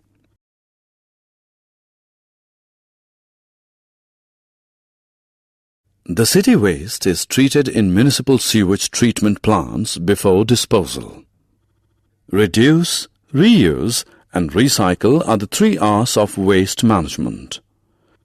By practicing the 3 R's of waste management, we can ensure a clean environment and good health. Introduction. Aruna is out playing with her friends. She comes across a blade on the road. She picks it up and tries to cut some leaves with it. Before she realizes, she has cut her finger. She rushes home holding her bleeding finger. Her mother cleans and bandages the wound. After administering first aid, she takes Aruna to the doctor. In this lesson, let us learn to administer first aid. Objectives. At the end of this lesson, you'll be able to define emergency care, list steps of first aid for burns, wounds, nosebleeds, snake and scorpion bites, insects bites, animal bites, fracture and sprains.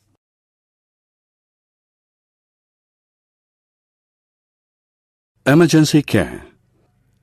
An old man was sitting in the park. Suddenly he feels severe pain in the left side of chest. He might have a heart attack. What he needs is the immediate care. Any immediate care that a patient requires in order to save his life or prevent a permanent injury is called emergency care. Severe accidents, heart attacks, asthma attacks, etc. require emergency care. Let us now learn some home remedies that can be used to treat small injuries. First aid for burns. A burn is an injury to the skin resulting from a direct contact with an extremely hot substance, electricity, or chemicals. When a person suffers burn injuries, then we should pour cold water over the burnt part or place ice over it. Wipe with dry cloth and apply antibiotic ointment on the burnt area.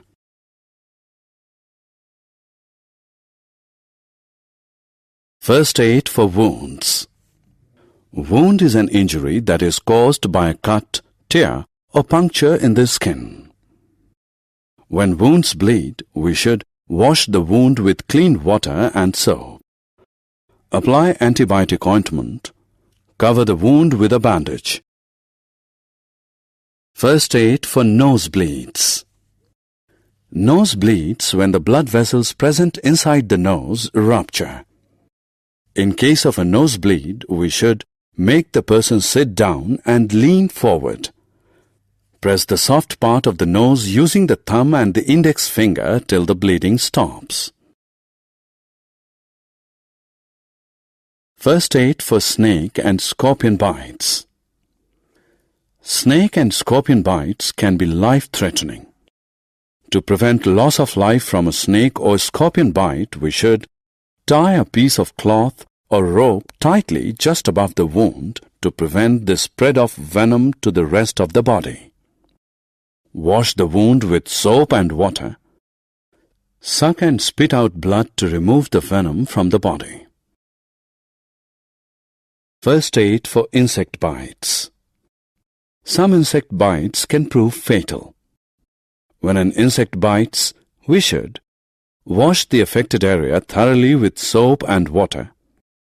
Apply ice on the affected area to provide relief from pain. Apply an antiseptic cream to prevent itching. First aid for animal bites. Animal bites can sometimes be very serious. A dog or a monkey bite can even cause rabies. After an animal bite, we should wipe the saliva of the animal using a clean cloth. Wash the bite thoroughly with soap and water. Cover the bite with antibiotic cream. See a doctor for help. First aid for fracture. Fracture results from a break in the continuity of a bone. When a person suffers a fracture, we should apply ice to the fractured part to reduce swelling and pain. Keep the patient still and support the injured area with a splinter. Consult medical professionals immediately. First aid for sprains. A sprain results from the stretching of ligaments beyond their capacity around a joint. To provide relief from sprain, we should apply ice over the affected area to reduce pain and swelling. Use bandage for support. Place the injured area at some height. Summary. Let us summarize what we have learned.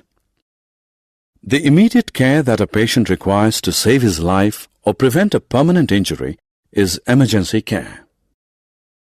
A burn is an injury to the skin resulting from a direct contact with an extreme hot substance, electricity, or chemicals. Wound is an injury in which the skin is torn, cut, or broken. Nosebleeds are caused by rupture of blood vessels inside the nose. Insect bites can cause a severe allergic reaction. A fracture results from a bone. A sprain refers to stretched ligaments and blood vessels around a joint. Small injuries can be treated at home with home remedies. Introduction. Hi friends. We eat food every day for energy for the proper growth of our body. We can say that healthy food makes our body healthy. Come on, let's know more about the food we eat. Objectives. At the end of this course, you'll be able to define food and its types, describe the importance of water in diet, know about the importance of food hygiene, explain the safety and storage of food. To be healthy, we need different types of foods. Do you know that food contains many essential nutrients like carbohydrates, fats, proteins, minerals, and vitamins? We can divide the food into three main groups: energy-giving food, body-building food, and protective food.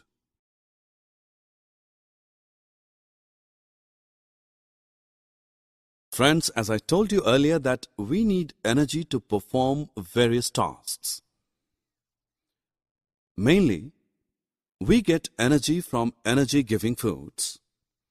Foods such as carbohydrates and fats provide us instant energy, and hence they are also known as energy nutrients.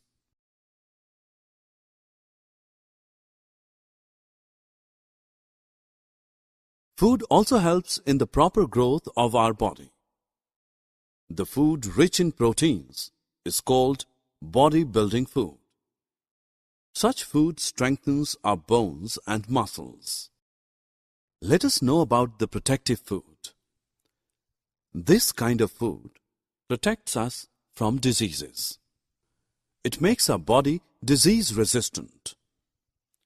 The food which provides protection to our body is called protective food.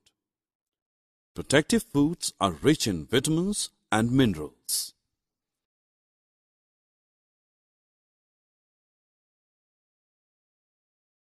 Friends, do you know the fact that besides food, our body also needs plenty of water every day? You can also notice that many drinks contain water in them. Do you know that if we do not drink enough water regularly, especially on hot days, we may fall ill? So we should drink 4 to 6 glasses of water every day. Now coming on to the next topic, are you scared of germs?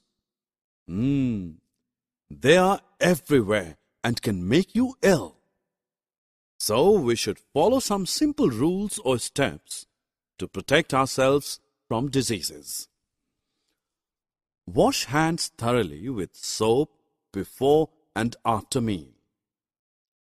Cut short your nails regularly.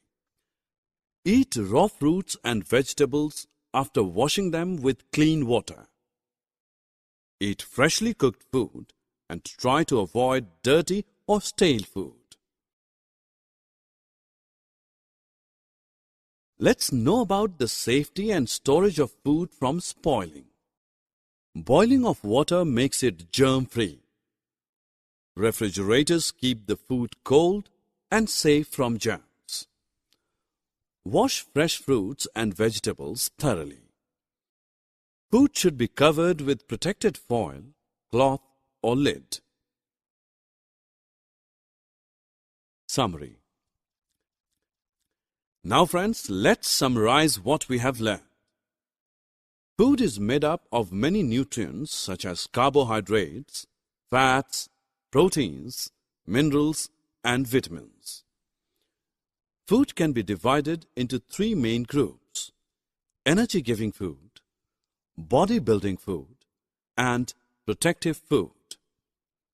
We also need plenty of water every day. We should store food hygienically to keep it germ-free.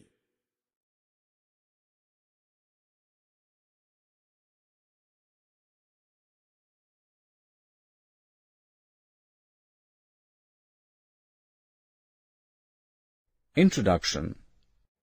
Dad, I'm very hungry. Is there any fruit kept inside the refrigerator? Yes, my dear son, but before taking and eating any fruit, first wash your hands and then fruits to clean them. But why, Dad? Look, they're clean. Because there's so many germs present on your hands and fruits and you cannot see them. So, it's not hygienic and healthy to eat them without washing hands.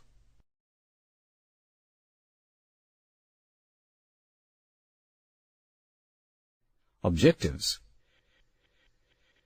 At the end of this course, you will be able to maintain hygiene of your sense organs, explain how to take care of other body parts, understand the importance of exercise and proper body posture, know about School Health Club.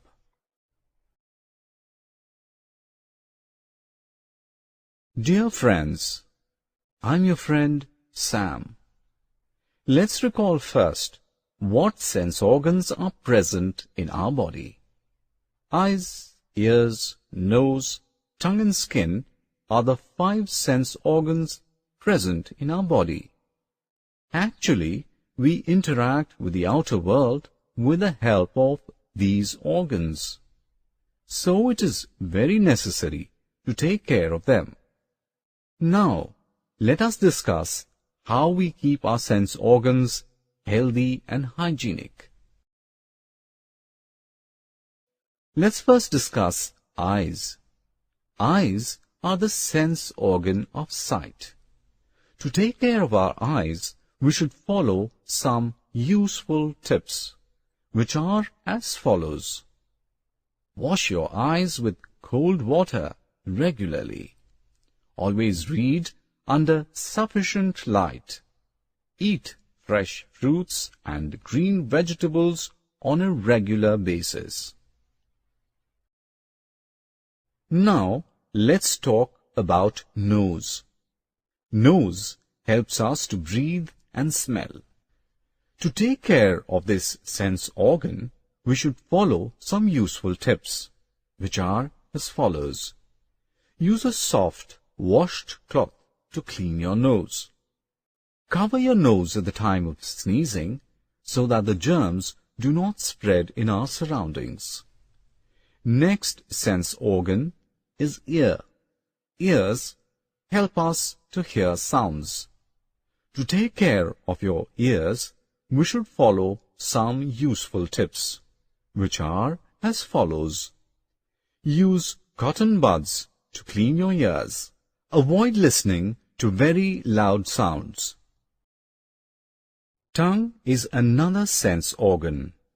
Tongue helps us to taste food.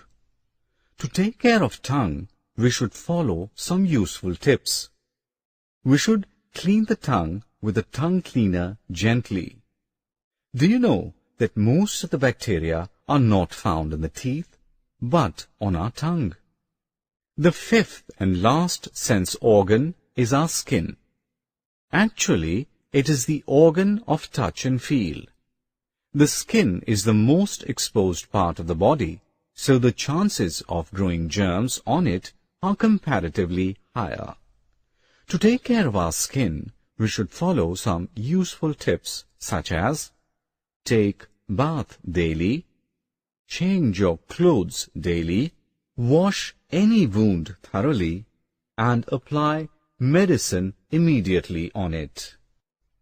Take balanced diet, including a variety of seasonal fruits, to keep your skin healthy and glowing. Now let's move on to the next topic of this course, that is, cleaning of other organs. So at first, let's talk about cleaning of mouth. A healthy mouth requires daily brushing of your teeth, tongue cleaning, massaging of gums, and rinsing the mouth. Now, let's talk about cleaning of teeth.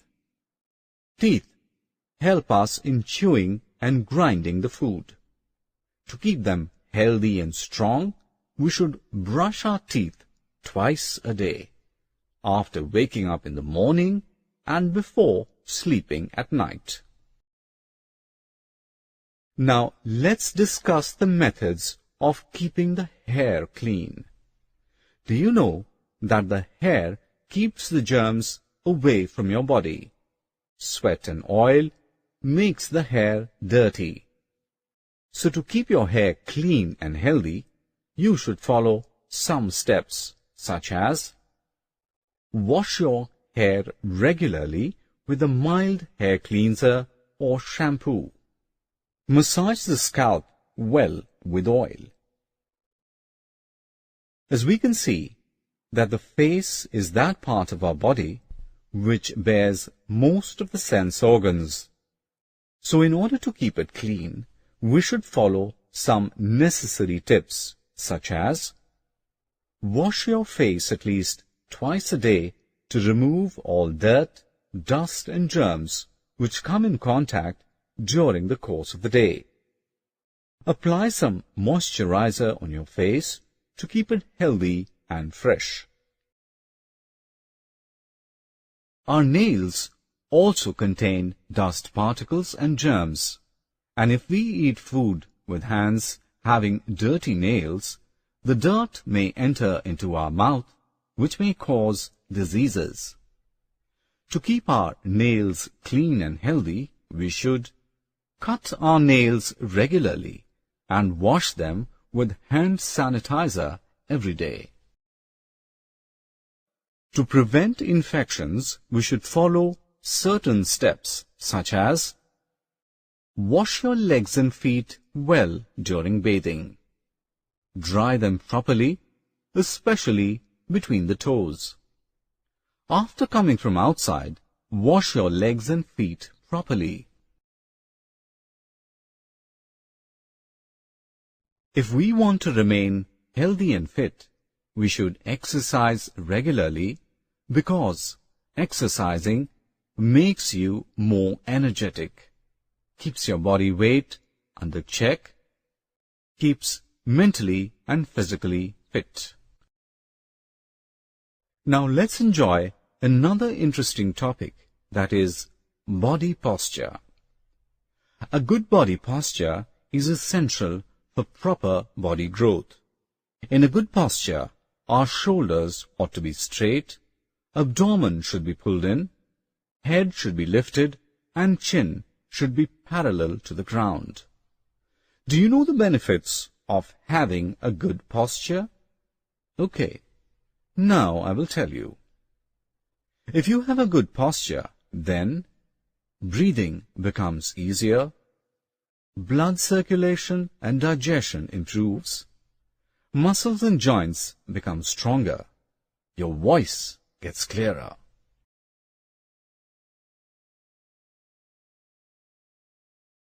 As we all know that some schools have health club. Do you know what it is? Actually, a school health club is a place where kids learn healthy food habits, exercise, yogic asanas, hygiene, environment-friendly activities, and health awareness.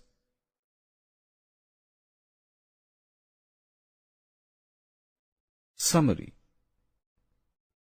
Now friends, let us summarize what you have learnt. Eyes, ears, nose, tongue and skin are our sense organs. We should keep them clean and healthy. Cleaning of hands, face, nails, legs and teeth is also necessary for good health. Regular exercise and good posture of body are helpful for a healthy body.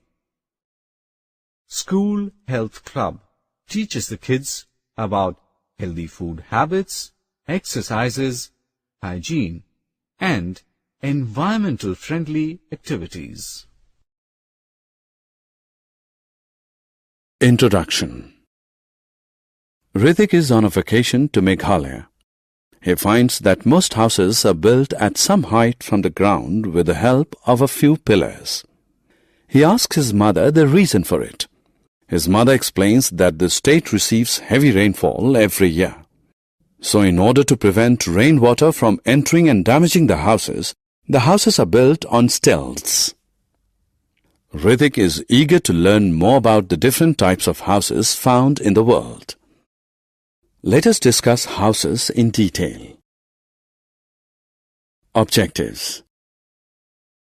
At the end of this lesson, you will be able to define a house, explain the different types of houses found in different areas, list the features of a good house, define natural shelters, define sanitation, explain the importance of sanitation and safety of a house.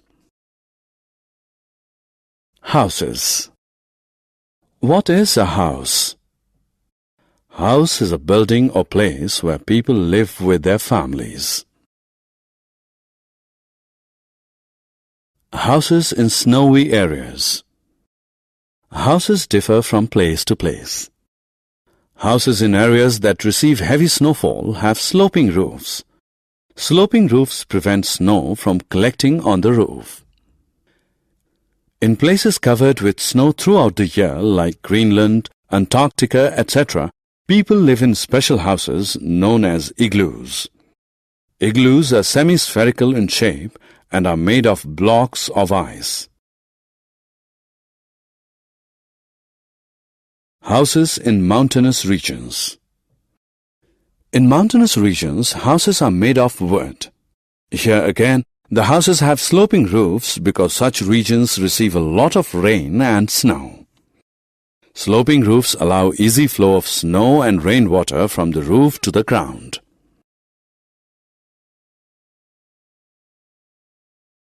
Houses in rainy areas. In areas that receive heavy rains, houses are built at some height above the ground. These houses are supported by pillars made of bamboo known as stilts. That is why these houses are called stilt houses. Stilt houses save people from floods, which are a regular feature in such regions. Houses in villages. Houses in villages are made of mud, clay, straw, and bushes. They are called huts. Houses in cities and towns. In towns and cities, houses are built of bricks and cement. They are either single or multi-storied. Many different families live in these multi-storied buildings.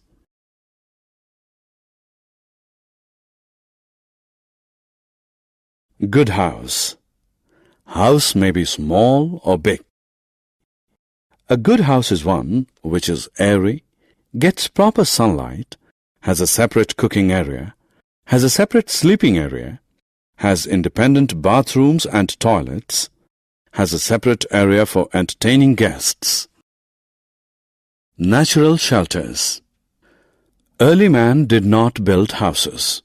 Instead, he lived in natural shelters such as caves, rocky crevices, etc. They provide protection to early man from extreme weather conditions, wild animals, etc. Sanitation. Sanitation means cleanliness. Sanitation in houses can be ensured through safe disposal of waste generated in the houses. Drainage of a house must be regularly checked to avoid choking and overflowing. Safety of house. Safety of a house is very important. Dirty water should not be allowed to collect near a house as it damages the house. Leakages in overhead tanks should be plugged. Woodwork of a house must be protected from termites. Summary. Let us summarize what we have learned. Houses are buildings where people live with their families. Igloos are found in areas covered with snow throughout the year. Stilt houses are found in areas that receive heavy rains. Houses in mountainous regions have sloping roofs. Village houses made of mud, clay, straw and bushes are known as huts. Houses in cities and towns are made of bricks and cement. Caves, rocky crevices, etc., where early man lived are known as natural shelters. Sanitation is ensured through safe disposal of waste generated in houses.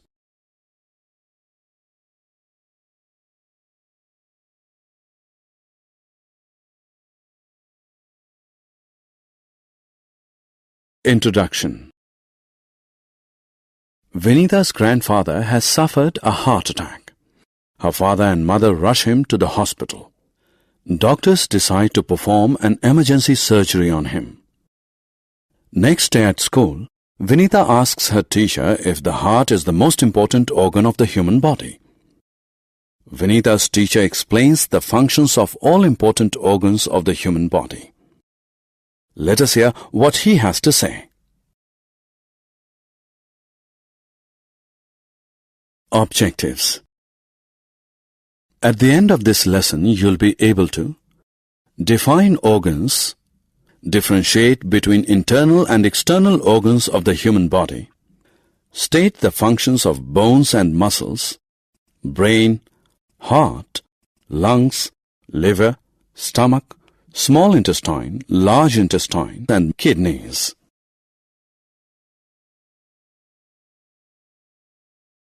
Organs.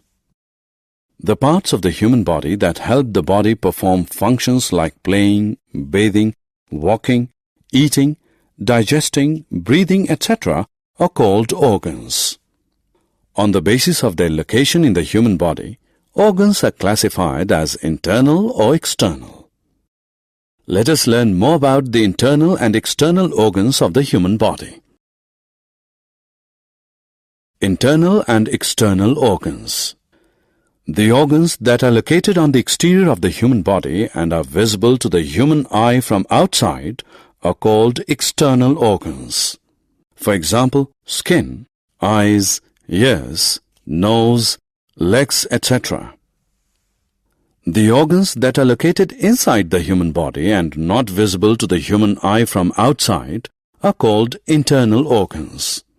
For example, heart, liver, kidneys, brain, bones, etc. Let us understand how some internal organs function. Bones and muscles.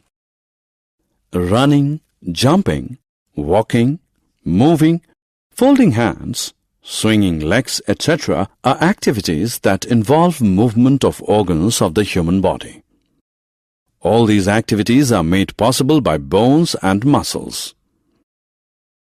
Bones are hard organs of the human body. They are made up of minerals like calcium and phosphate. Bones provide a framework for the human body. They provide support and protection to the internal organs as well. For example, the heart and lungs are protected by the rib cage and the skull shields the brain. Both the rib cage and skull are bony structures. Bones alone cannot make us move. Muscles attach bones to one another and facilitate movement. Brain. Just as the pilot is the boss of an aeroplane in flight, human brain is the boss of the human body. Human brain is covered by a bony structure called the skull. Brain controls all the activities of the human body such as thinking, seeing, walking, speaking, and even sleeping.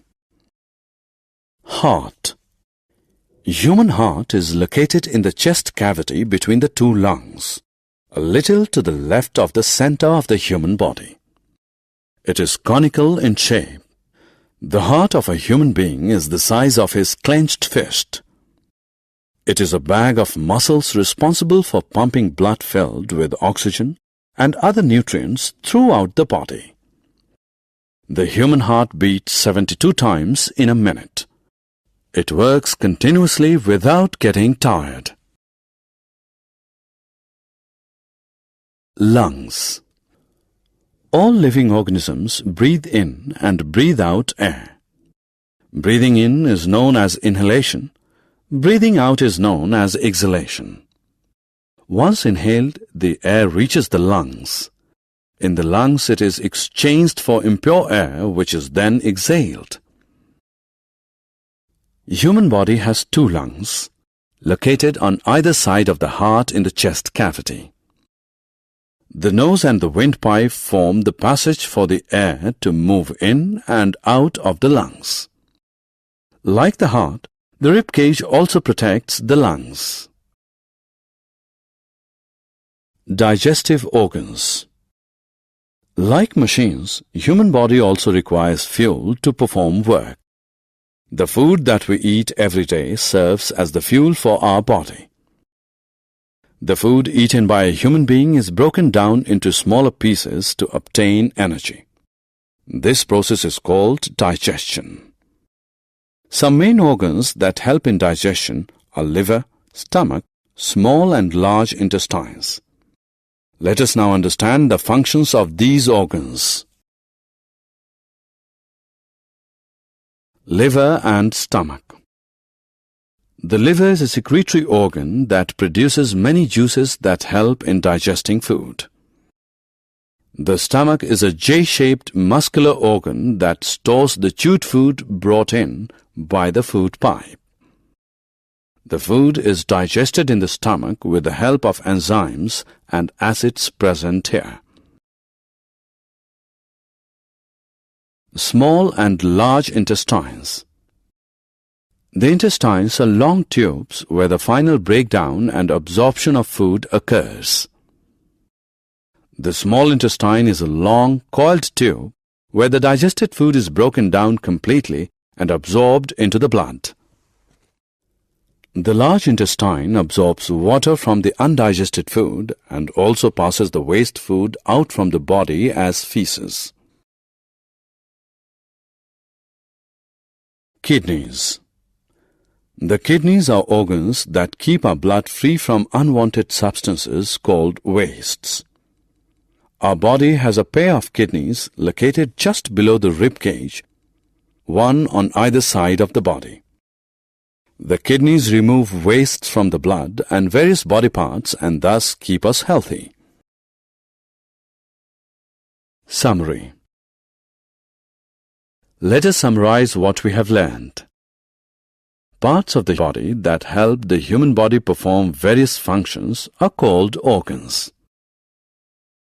On the basis of their location, organs are classified as internal or external. Internal organs are located inside the human body and are not visible to the human eye from the outside.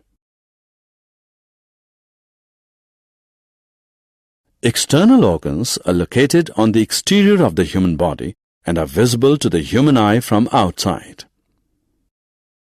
Bones and muscles help us move and protect internal organs. The brain is the boss of the human body that controls all human activities.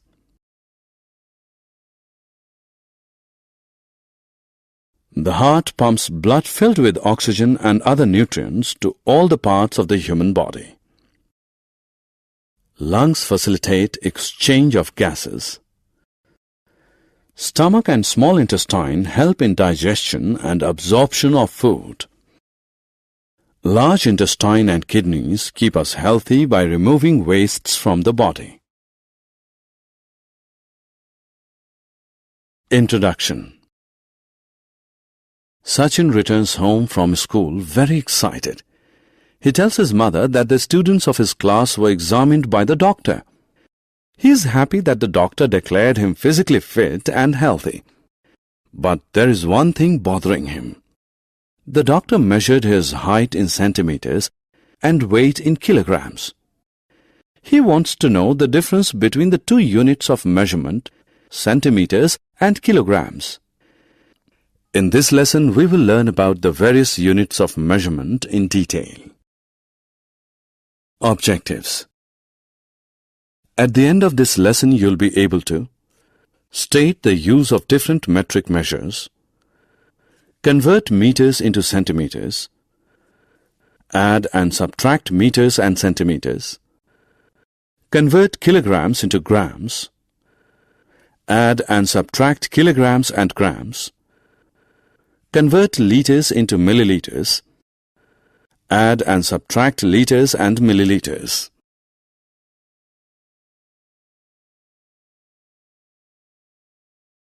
Metric measures. Meter is represented by m and centimeter by cm. The weight of an object is measured in grams and kilograms. The symbol kg represents kilogram while the symbol g represents gram. Capacity is measured in liters and milliliters. L represents liter and ml represents milliliter.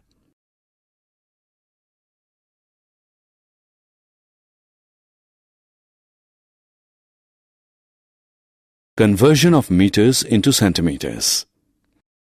It is time to understand the relationship between meters and centimeters. We will then convert meters into centimeters. 1 meter is equal to 100 centimeters. 3 meters is equal to 3 into 100, 300 centimeters. Addition with conversion. Now that we know how to convert meters into centimeters, let us learn to add meters and centimeters. Let us add 4 meter and 300 centimeter. Let us first convert meters into centimeters. 4 meter is equal to 4 into 100 centimeter, which equals 400 centimeters. 4 meter plus 300 centimeter is equal to 400 centimeter plus 300 centimeter, which equals 700 centimeter. Subtraction with conversion. Let us now move on to subtraction. Let us subtract 5 meter from 700 centimeter. 5 meter is equal to 5 into 100 centimeter, which equals 500 centimeter. 700 centimeter minus 5 meter is equal to 700 centimeter minus 500 centimeter, which equals 200 centimeter. Conversion of kilograms into grams. 1 kilogram is equal to 1000 grams. Therefore, the weight of a 5 kg rice bag can be calculated as 5 kg is equal to 5 into 1000 grams, which equals 5000 grams. Addition with conversion.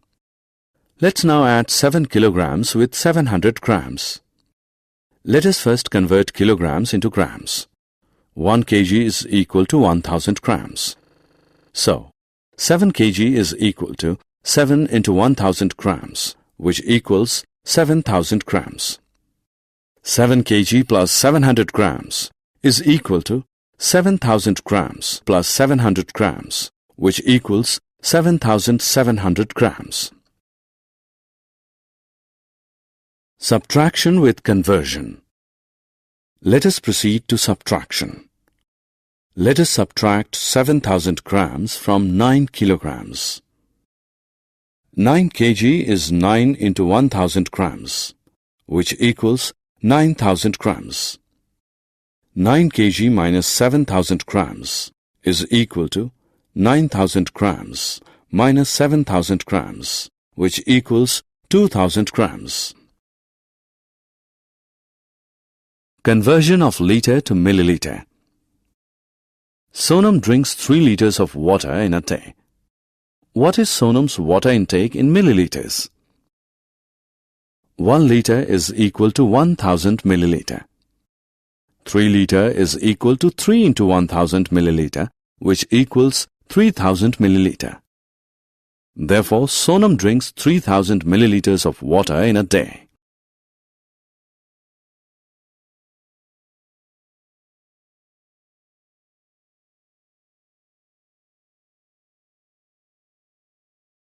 Addition and subtraction with conversion. Soha's water bottle holds 2 liters of water. Soha drank 500 milliliter of water and her friend Govind drank 700 milliliter. Let's find out how much water is left in Soha's bottle. Total water in the bottle is 2 liter, which is 2 into 1000 milliliter, which equals 2000 milliliter. Total water consumed is 500 milliliter plus 700 milliliter, which is 1200 milliliter. Water left in the bottle is equal to 2000 milliliter minus 1200 milliliter, which equals 800 milliliter.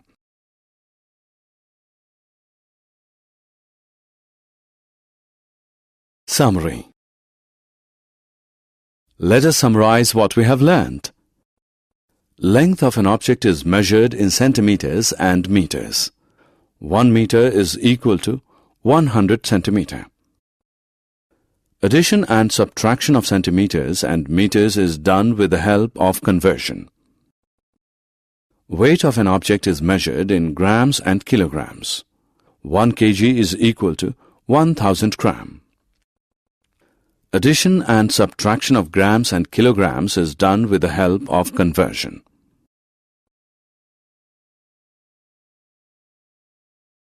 Capacity is measured in milliliters and liters.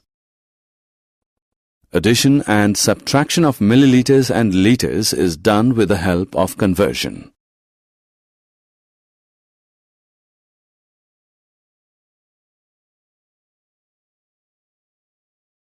Introduction.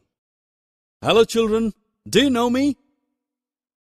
Yes, I am 1 rupee coin. When you go to market, you spend me to buy fruits, vegetables, or any of your favorite games. Let's learn more about money today. Objectives. At the end of this lesson, you will be able to convert rupees into paisa, add and subtract rupees and paisa, determine unit and multiple costs of items, estimate the total. We start with conversion of rupee to paisa and vice versa. 1 rupee is equal to 100 paisa and 250 paisa. 20 rupees and 25 paisa is equal to 25 multiplied by 100 plus 25 paisa. This becomes 2500 plus 25 paisa. We can say it as 2525 paisa. Amazing! So much money! It's time to convert paisa into rupees. 475 paisa is equal to 400 paisa plus 75 paisa. As we know, 400 paisa is equal to 4 rupees. Therefore, we can write as 4 rupees and 75 paisa. Adding rupees and paisa. Let us learn addition of rupees and paisa. Add 15 rupees 50 paisa and 2 rupees 25 paisa. Write the amount in 2 separate columns of rupees and paisa. First add numbers in paisa column. 50 plus 25 paisa is equal to 75 paisa. Now add numbers in rupees column. 15 plus 2 is 17. Therefore, the sum is 17 rupees and 75 paisa. Subtraction of rupees and paisa is simple. Subtract 1 rupee 50 paisa from 50 rupees 75 paisa. We first subtract numbers in the paisa column and then in rupee column. So the answer is 49 rupees and 25 paisa.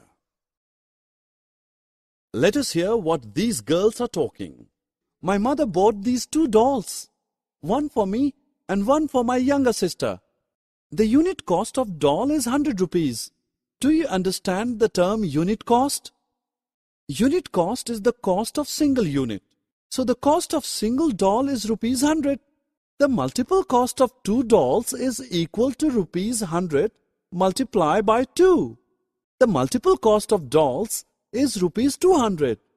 A multiple cost is the cost of more than one and is calculated as unit cost multiplied by number of items. Estimation of cost means calculating total cost of different items. We understand it by taking an example. What will be the total cost of 4 pencils, 2 chocolates, and 1 tennis ball? If the unit cost of pencil is 1 rupee 50 paisa, unit cost of chocolate is rupees 15 and tennis ball is rupees 5. Now we calculate total cost of these items. Thus, we have total cost which is equal to 4 into 1.50 plus 2 into 15 plus 1 into 5. This is equal to 60 plus 30 plus 5 rupees, which amounts to rupees 41. Thus, this is estimated cost. Summary. Let us summarize what we have learned.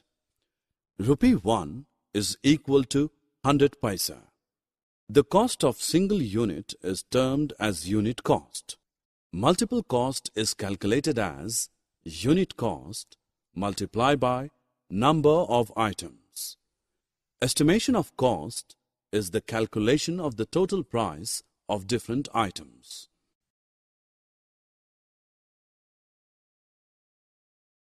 Introduction. A chessboard has 8 rows and 8 columns. Can you tell the total number of blocks in the board? Yes, we can calculate by multiplying both the numbers. Let's study about multiplication.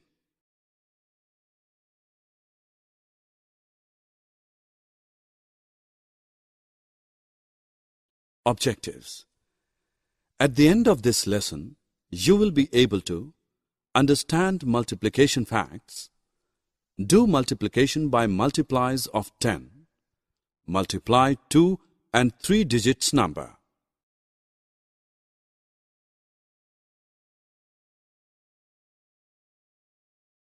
We start with some multiplication fact. Any number multiplied by 0 is always equals to 0. A number multiplied by 1 is equal to the same number. Example, 5 multiplied by 0 is 0. 5 multiplied by 1 is 5. The multiplication tables are based on the multiplication facts of different numbers. The multiplication table of 2 to 9 is displayed on the screen. Let us look at some examples of verbal multiplication. Jennifer buys 2 dozens of eggs for 36 rupees. How many eggs did she buy? We know 1 dozen equals to 12. Therefore, 2 dozen will be equal to 24. Thus, Jennifer bought 24 eggs for 36 rupees.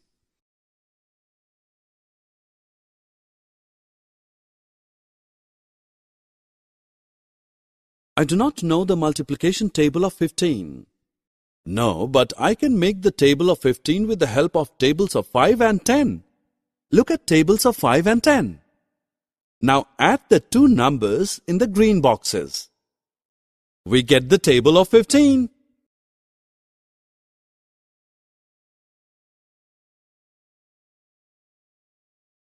Dinah makes 10 pearls necklace in one day. In 20 days, she will make how many necklaces? We need to multiply 10 with 20. Step 1. Multiply the numerals without zeros. 2 multiplied by 1 is equal to 2. Step 2. Count and add the number of zeros toward the right side of the answer. In this case, we have 2 zeros. Thus, the final answer becomes 200. Let us multiply 144 by 43. Start multiplication from ones place. 3 times 4 are 12. Write 2 in the ones place and carry the 1 forward to the tens place. Multiply 3 from the number on tens place, that is, 4 equals to 12, and add 1 which was carried forward, that is equal to 13. Write 3 in the tens place and carry the 1 forward to the hundredth place.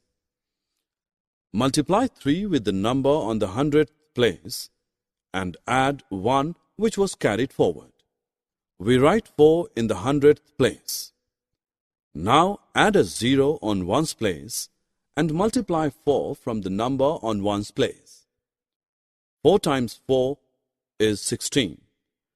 Write 6 in tens place and carry the 1 forward to the hundredth place. Multiply 4 with the number 4 on the tens and add 1 which was carried forward. Write 7 in the hundredths place and carry the 1 forward to the thousands. Multiply 4 with the number 1 on hundredths and add 1 which was carried forward. Write 5 in the thousands place. Now add the two values. We get 6,192. So, 144 multiplied by 43 is 6,192. Now we will multiply 247 and 38 by lattice algorithm. We will multiply the numbers one by one and write answers in this box. Write tens in tens box and ones in ones box. Firstly, multiply 2 and 3. Answer is 6. Write ones in lower box and tens in upper box. Then multiply 4 by 3. 4 threes are 12. Write answer in the box. Now 7 threes are 21. Similarly, 8 twos are 16. 8 fours are 32. And 8 sevens are 56. Now start at the bottom and add down the diagonal strips. Write 6 as it is. 2 plus 5 plus 1 is 8. 6 plus 3 plus 2 plus 2 is 13. We get a 2-digit answer. So, we just write 3 below and carry 1 in the next strip. 1 plus 6 plus 1 is 8. Add 1 carry to the answer. We get 9. And 0 is 0. We get the answer 09386. Thus, we have the answer of 247 into 38 as 9386.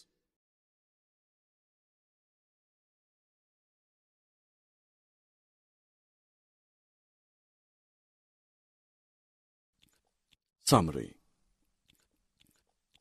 Let us summarize what we have learned. The multiplication facts and tables. Any number multiplied with 0 and 1 gives 0 and the number as answer respectively. Multiplication with 10 and its multiplies is easy two-step process.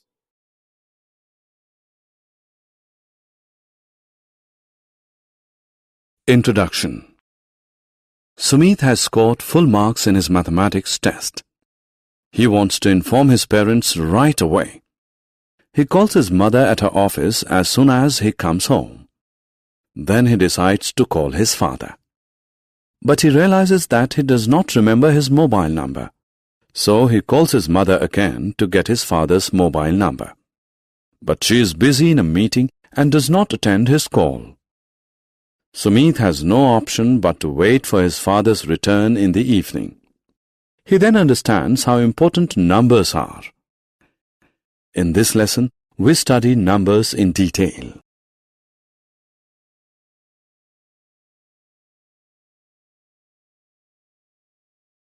Objectives. At the end of this lesson, you'll be able to write numbers using the Indian number system, write numbers using the international number system, perform calculations using abacus, write numbers in expanded form, identify the place value of a digit in a number, convert numbers written in words into figures,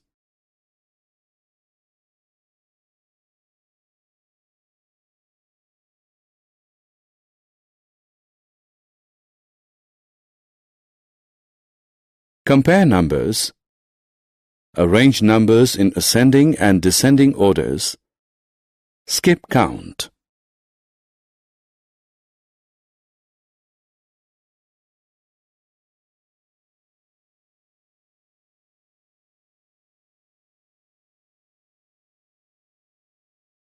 Indian number system.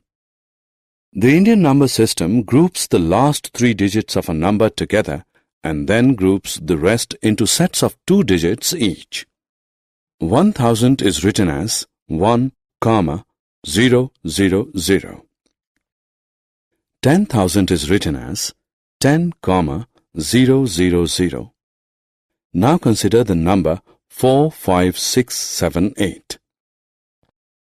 The Indian number system will group it as 4, 5, 6, 7, 8.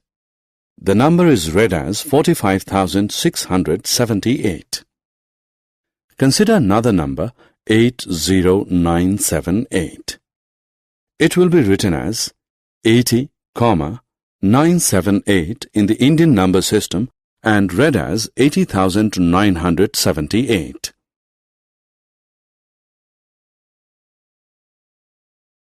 International number system. The international number system groups the digits into sets of 3 each starting from the right.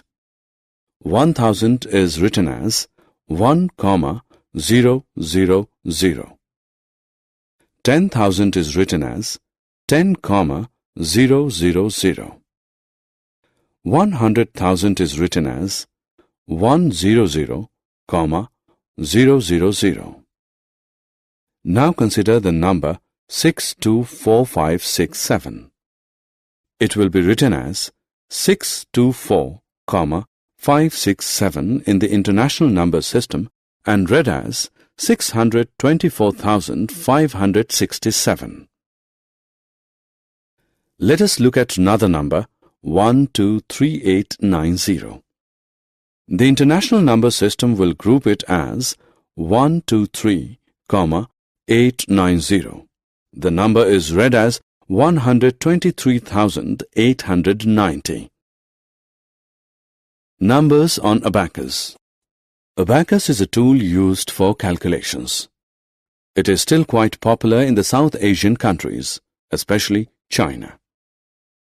It is made up of a rectangular wooden frame that contains vertical rods along which beads are slid and calculations are done.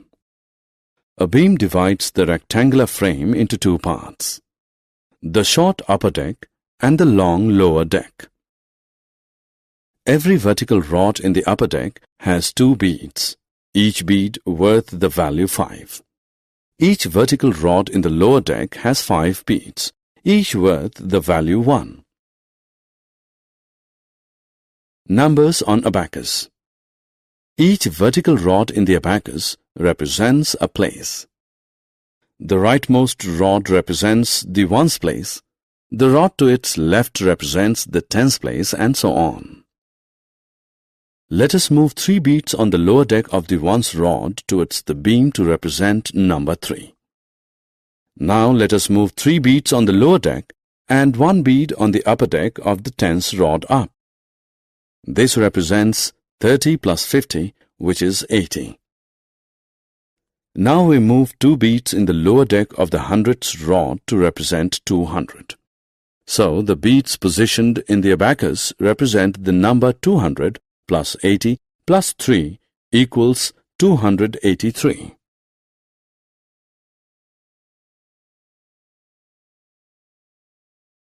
Expanded form. Now we learn to write numbers in the expanded form.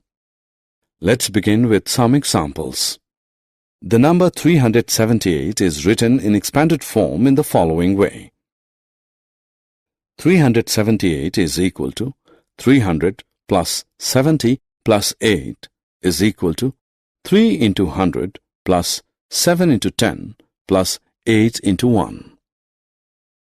Now let us write 64,542 in the expanded form.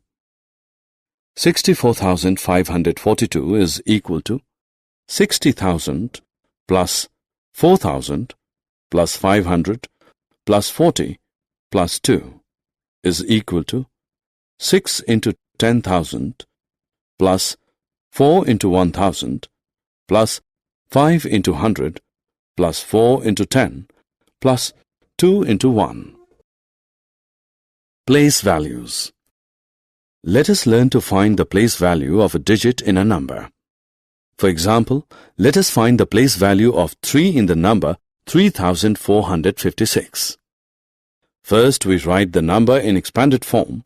3,456 is equal to 3 into 1,000 plus 4 into 100 plus 5 into 10 plus 6 into 1. Now we can say that the place value of 3 in 3,456 is thousands. Let us find the place value of 4 in the number 7,425. We write the number in the expanded form as 7 into 1,000 plus 4 into 100 plus 2 into 10 plus 5 into 1. So the place value of 4 is hundreds.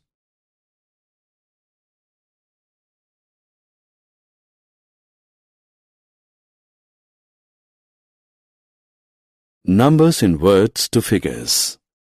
Let us now translate numbers written in words into figures. Consider the number 4,632. The number in figures is 4 into 1,000 plus 6 into 100 plus 3 into 10 plus 2 into 1 is equal to 4,000 plus 600 plus 30 plus 2, which equals 4,632. Let's try one more question. Let us translate 60,655 into figures. The number in expanded form is 6 into 1,000 plus 6 into 100 plus 5 into 10 plus 5 into 1 is equal to 6,655.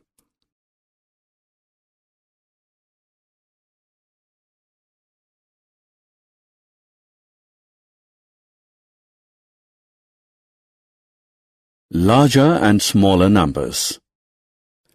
Let's learn to identify larger and smaller numbers.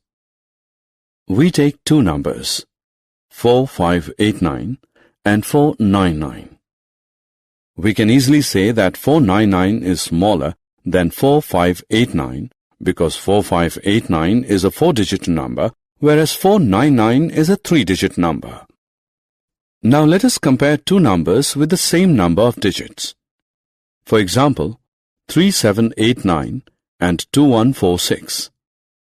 3789 is larger than 2146 because 3 is greater than 2 even though the place value of both the digits is the same.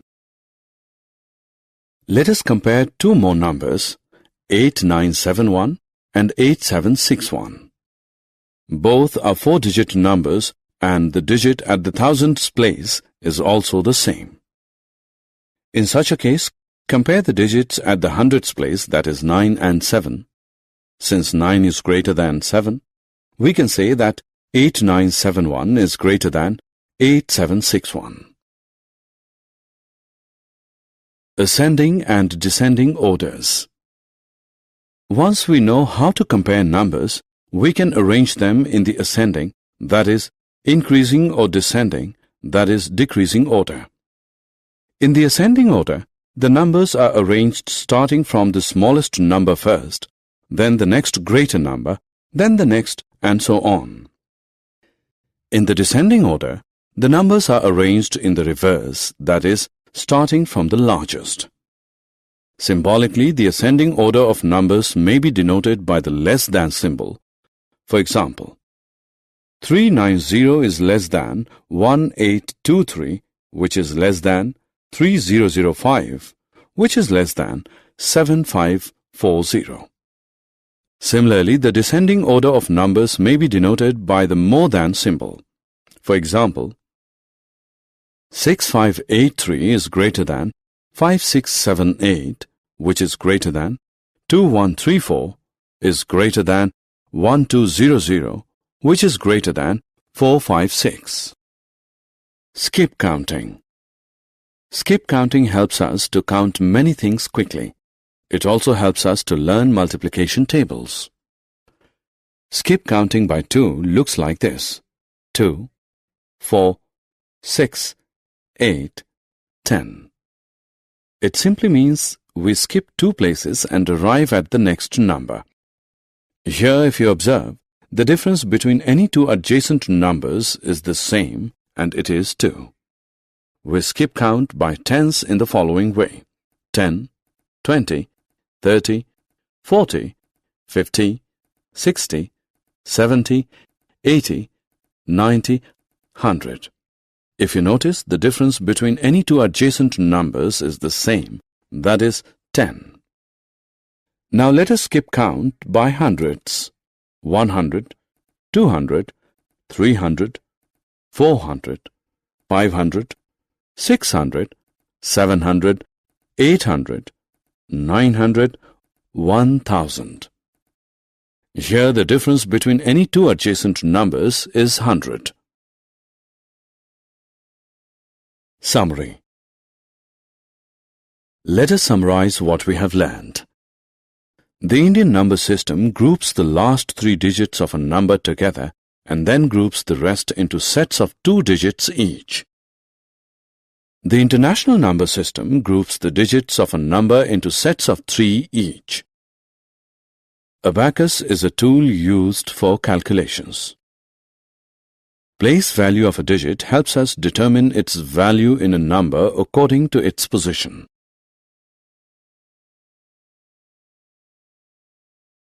In the ascending order, the numbers are arranged in increasing order starting from the smallest number first.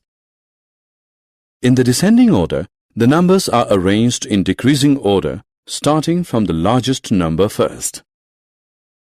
Skip counting facilitates quick counting. Introduction. Today's holiday. Vishesh comes to Mughal garden where he sees row after row of bright-colored tulips in full bloom. He finds the colorful view pleasing to the eyes. Vishesh is also quick to notice a pattern in the tulips. The white tulips are at the center. On either side, there are red tulips. Beyond the red tulips are the yellow ones, followed by the purple tulips. This observation sets his mind to work. He wants to know other patterns involving shapes, numbers, and letters. In this lesson, we will discuss patterns in detail.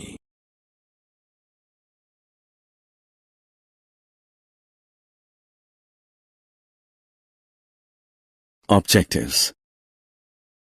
At the end of this lesson, you'll be able to complete a pattern of shapes, complete patterns of numbers and letters, decipher number patterns in addition, write coded messages.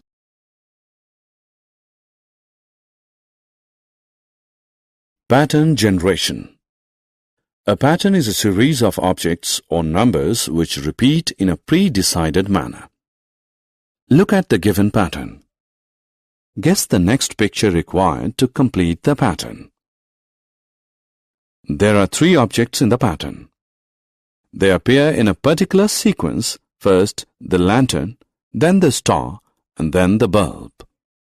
The given pattern ends with a star, so the next object must be the bulb. So, A is the correct option. Geometry facts. Look at this magic triangle. The sum of numbers on each side of the triangle is 10. Let us verify. 5 plus 2 plus 3 is equal to 10. 5 plus 4 plus 1 is equal to 10. 3 plus 6 plus 1 is equal to 10.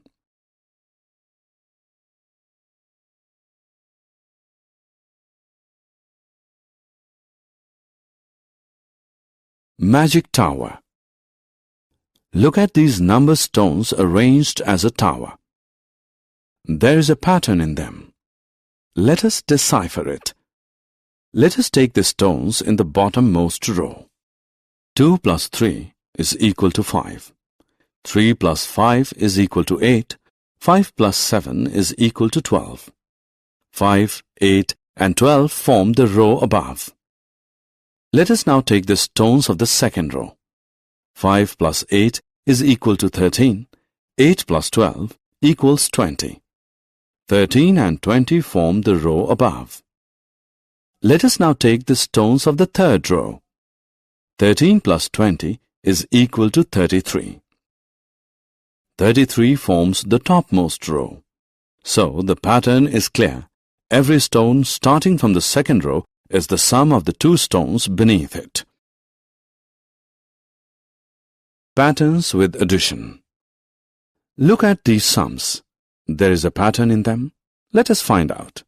3 plus 6 plus 9 equals 18. 6 plus 9 plus 12 equals 27. 9 plus 12 plus 15 equals 36. We observe that the difference between 2 adjacent sums is 9. 27 minus 18 equals 9. 36 minus 27 also equals 9. There is another interesting fact. Each sum is thrice the middle term. 6 into 3 is equal to 18. 9 into 3 is equal to 27. 12 into 3 is equal to 36. There is one more interesting fact. Each sum is 9 less than thrice the last term. 9 into 3 minus 9 is 18. 12 into 3 minus 9 is 27. 15 into 3 minus 9 is 36. Let us look at another addition pattern. 2 plus 4 plus 6 plus 8 is 20. 4 plus 6 plus 8 plus 10 is 28. 6 plus 8 plus 10 plus 12 is 36. We observe that the difference between any 2 adjacent sums is 8. 28 minus 20 is 8. 36 minus 28 is 8. There is another interesting fact. Each sum is 4 more than 4 times the second term. 4 into 4 plus 4 is 20. 4 into 6 plus 4 is 28. 4 into 8 plus 4 is 36. There is one more interesting fact. Each sum is 4 less than 4 times the third term. 4 into 6 minus 4 is 20. 4 into 8 minus 4 is 28. 4 into 10 minus 4 is 36. Secret messages. You must have read about secret messages in mystery stories. You must have also seen the use of secret messages in war movies. Let us understand what secret messages are. Secret messages are messages that are coded in a particular way so that the enemy does not understand it. Let us decode a secret message. Here is the message: 23D, 20F, 8R, 21W. The numbers represent the letters of the English alphabet of those positions. 23rd letter of the English alphabet is W. 20th letter is T. 8th letter is H. 21st letter is U. The letters in the secret message are 3 places ahead of the actual letters. D is actually A. F is C. R is O. W is T. So the decode message is, watch out! Summary. Let us summarize what we have learned. A pattern is a series of objects or numbers which repeat in a pre-decided manner. Patterns can be formed using shapes, numbers, and letters of the alphabet. Patterns can be deciphered in addition. Coded secret messages also have a pattern in them.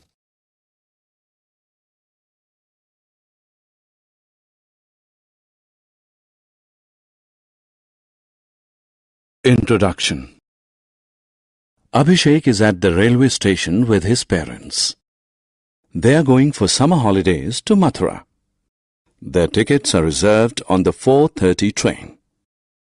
Abhishek is looking at the huge railway clock. He wants to find out when the train would start. But he is unable to read the clock as all the numbers are written using Roman numerals. Seeing Abhishek grow restless, his father decides to teach him the Roman numerals and their usage. Let us also learn to read and write numbers using Roman numerals. Roman numerals from 1 to 5. The Roman numeral corresponding to the Hindu-Arabic 1 is I. As 2 is 1 plus 1, it is written as 2 I's. Similarly, as 3 is 1 plus 1 plus 1, it is written as 3 I's. 4 and 5 are written slightly differently as IV and V. As you have seen, V represents the numeral 5. 4 is 5 minus 1, hence it is expressed as IV. It means I minus V, that is 4. Therefore, whenever the Roman numeral I precedes another Roman numeral, it represents a number which is 1 less than the second Roman numeral.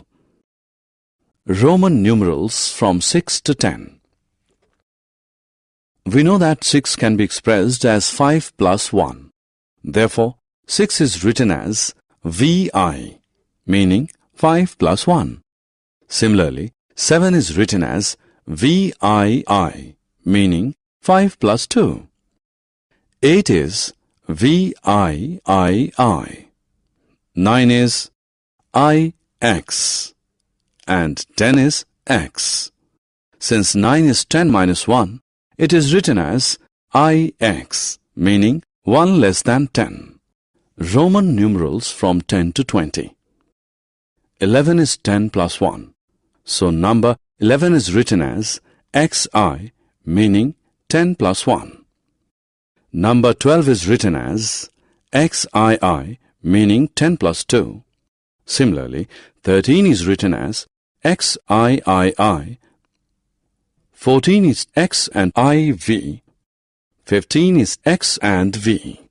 16 is X and VI. 17 is X and VII. 18 is X and VIII. 19 is X and IX. And 20 is X and X. Multiples of 10. We have seen that 10 is written as X and 20 as XX. By the same logic, 30 is XXX, that is 3 tens. 40 is read as 10 less than 50. Hence, it is written as XL, where L stands for 50, and 50 is L. Similarly, 60 is 50 plus 10, that is LX. 70 is 50 plus 20, that is LXX. 80 is LXXX. 90 is 10 less than 100, so it is written as XC, where C stands for 100, and 100 is C.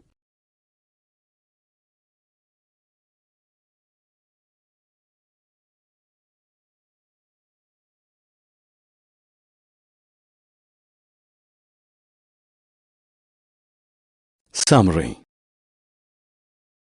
Let us summarize what we have learned. I is 1, V is 5, IV is 4, and VI is 6.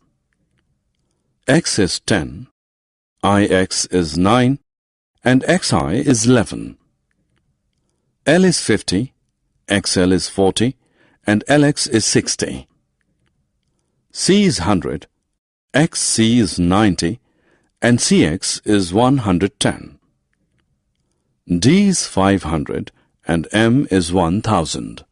Introduction. Rita's family is eagerly waiting for her uncle to arrive from the USA. He is expected at 5 o'clock in the evening. Rita is growing restless and keeps asking her mother the time every 2 minutes. Her mother sees an opportunity to teach Rita to read time from the clock. In this lesson, you will learn about time in detail. Objectives. At the end of this lesson, you'll be able to tell time by looking at the clock, distinguish between past the hour and to the hour, use AM and PM correctly, use the 24-hour clock, relate days, weeks, months, and year, list the properties of a leap year, add 2 times, subtract 1 time from another.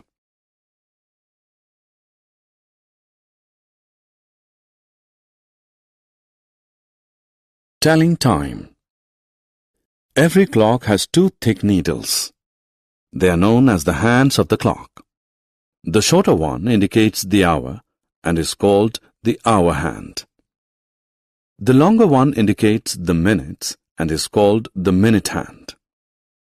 If you look carefully, there are many small divisions between the numbers of the clock. There are 5 equal divisions between any 2 numbers. The total number of such equal divisions in the clock is 60. Each division represents a minute. 1 full circle through the clock covers 60 minutes, that is 1 hour. Look at this clock. The hour hand is at 4 and the minute hand is at 12. So the time is 4 o'clock. Now look at this clock. The hour hand is at 11 and the minute hand is at the 6th divisions from 12. So the time is 11 hours and 6 minutes.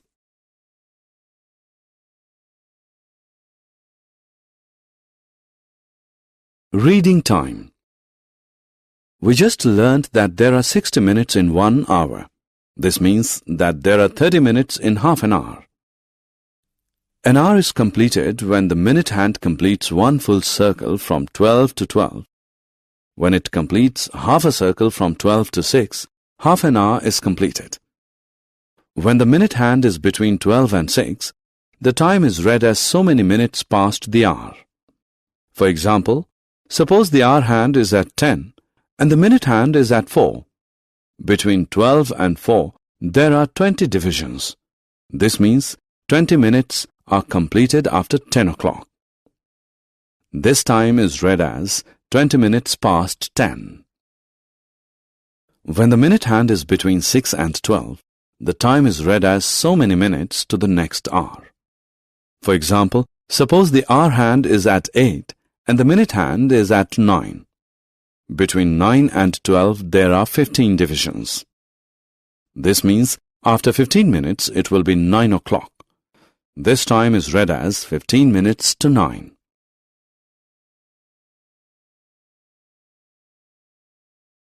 AM and PM. Your mother wakes up at 5 o'clock in the morning. You go out to play at 5 o'clock in the evening. It means the clock strikes 5 twice in a day, once in the morning and once in the evening. This is true of every hour in the clock from 1 to 12. It is so because there are 24 hours in a day. The hour hand touches each number from 1 to 12 twice in these 24 hours. The 24 hours of the day are divided into 2 periods of 12 hours each. The first 12-hour period is from 12 midnight to 12 noon. AM is used to denote time of this period. The second 12-hour period is from 12 noon to 12 midnight. PM is used to denote time of this period. The 24-hour clock. It is possible to avoid the use of AM and PM by using a 24-hour clock. A 24-hour clock is divided into 24 hours, indicated by the hours from 0 to 23. 12 midnight marks the beginning of a day. It is indicated by 0 hours. 1 o'clock at night is indicated by 1 hour. 11 o'clock in the morning is 11 hours. 12 noon is 12 hours. 1 o'clock in the afternoon is 12 plus 1, that is 13 hours. 5 o'clock in the evening is 12 plus 5, that is 17 hours. 9 o'clock in the night is 12 plus 9, that is 21 hours. As each hour of the day is distinctly numbered from 0 to 23, there is no need to use AM or PM.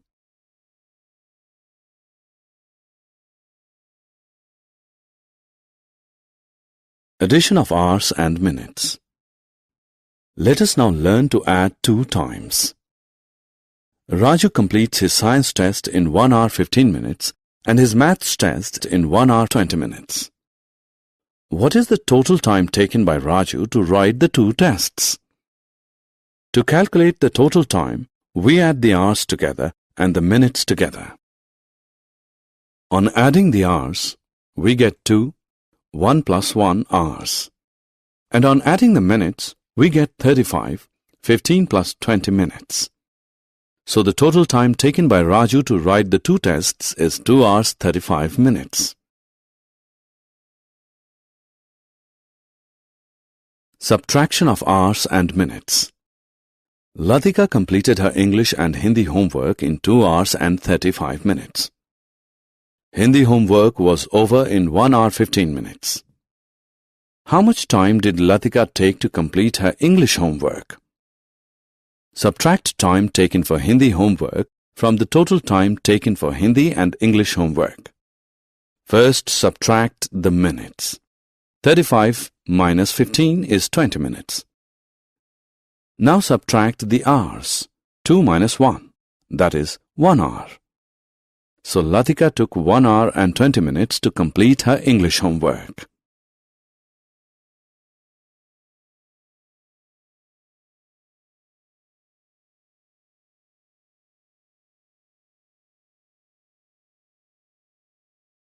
Duration of time. The period of time during which anything lasts or exists is called the duration of time. For example, suppose in a school lunch break starts at 11 a.m. and lasts up to 11:30 a.m. Then we can say that the duration of lunch time in the school is 30 minutes.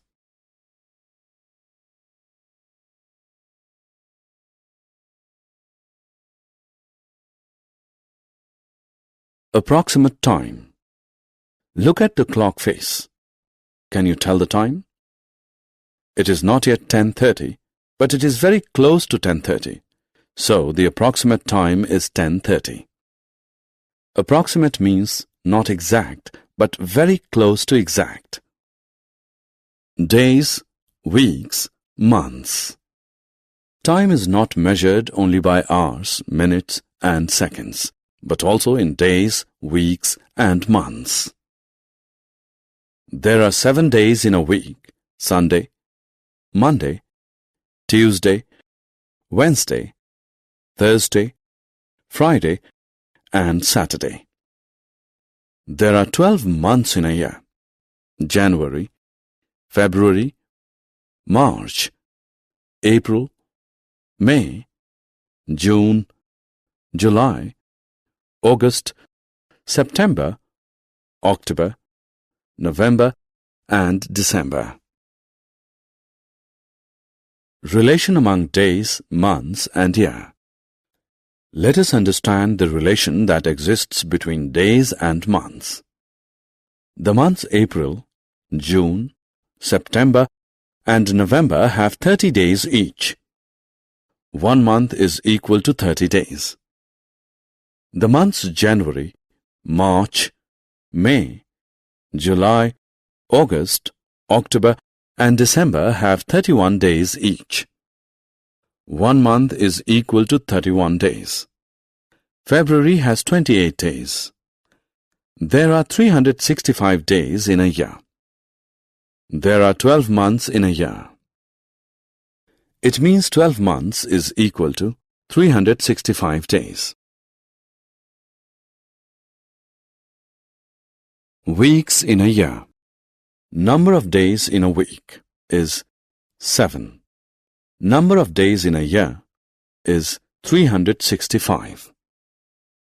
Number of weeks in a year is equal to number of days in a year upon number of days in a week, which is equal to 365 upon 7, which equals 52 weeks. Need for leap year. Earth completes one revolution around the Sun in 365 and 1 upon 4 days. But our calendar year has only 365 days. So, 1 upon 4 of a day gets left out every year. In 4 years, the left out 1 upon 4 add up to 1. Hence, every 4 years an extra day is provided in the month of February. Such a year is known as the leap year. February has 29 days in the leap year, and the year itself has 366 days.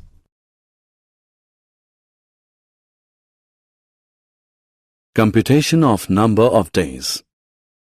Let's solve a problem involving computation of days. Akshat's school announced summer vacation from 25th May 2012 to 5th July 2012. How many days of summer vacation did Akshat get? There are 31 days in May. So 7 days of May from 25th May to 31st May were included in the summer vacation. All the 30 days of June were included in the summer vacation. 5 days of July from 1st to 5th were also included in the summer vacation. Now add 7, 30, and 5 to get the total number of days in the summer vacation as 42 days. Summary.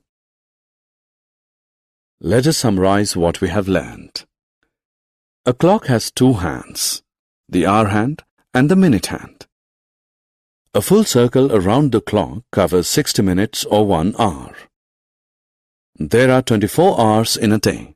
They are divided into 2 periods called AM and PM. We can avoid the use of AM and PM by using the 24-hour clock.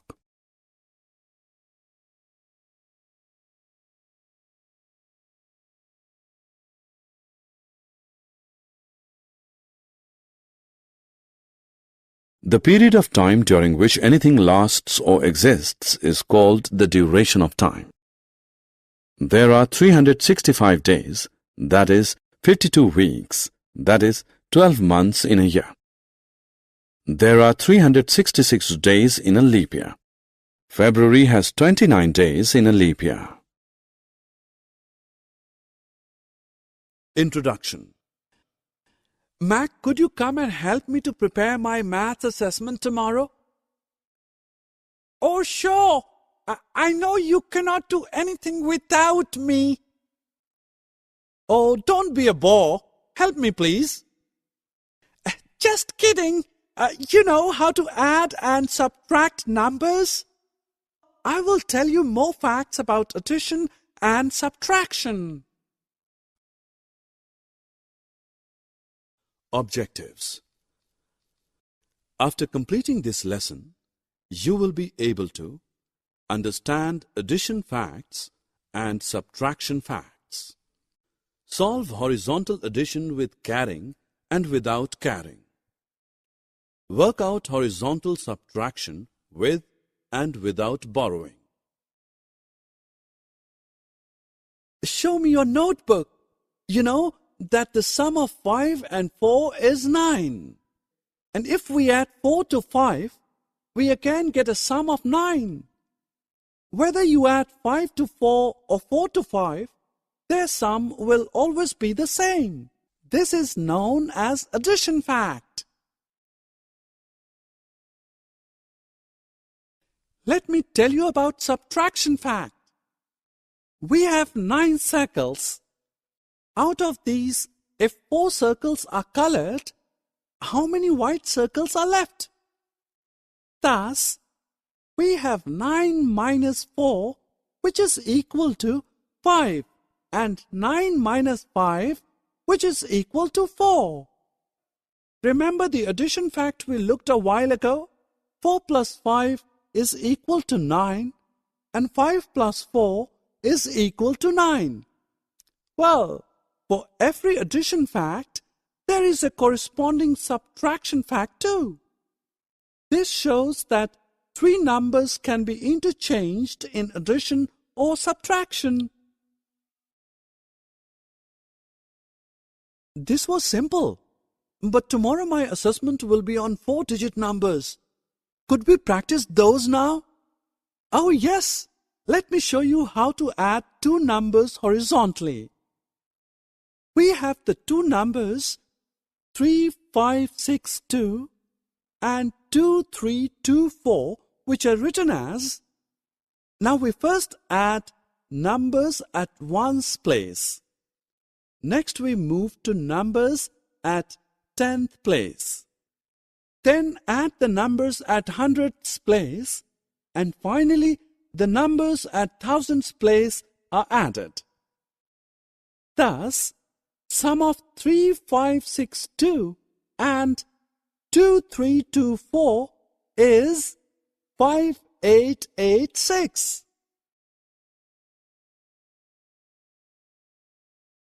Let us practice one more example with a bit twist. We have 2 numbers 6445 and 2649. Add the numbers at ones place. Now carry 1 to the 10th place. Add the tens. Then add the numbers at hundredths place. We have 1 number carried on to thousandths place. Add thousands to make right final answer. So, the answer to the problem is 9094.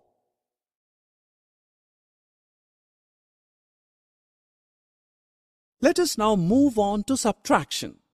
Wendy went a picnic last Saturday. The picnic spot had 2 boards with 2 different numbers written. Let us look at the numbers 4536 and 3123. Her father asked her to tell the difference between the numbers. Let us help her. We write the bigger number above and smaller number below it. Now subtract the numbers at ones place, the tens, next hundreds, and at last thousands. Thus the answer obtained is 1413.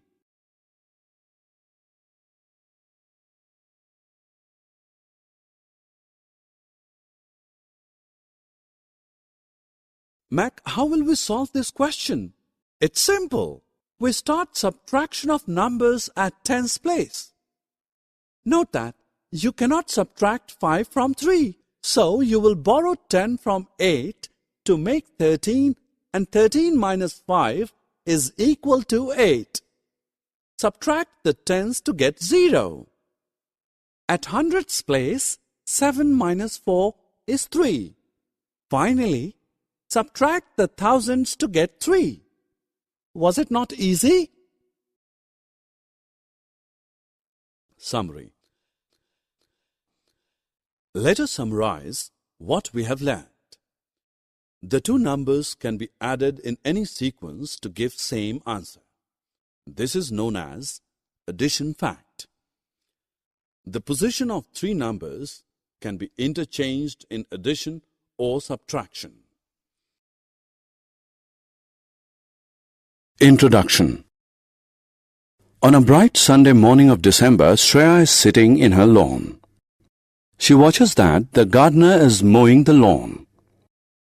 Shreya wonders if it is possible to find out how much surface the gardener covered while mowing the lawn. She also wants to know if the boundary of the lawn has another name in mathematics. In this lesson, we will discuss areas and perimeters.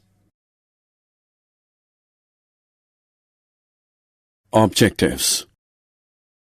At the end of this lesson, you'll be able to calculate area by counting, calculate area using a formula, calculate area using a geoboard, calculate perimeter using a formula.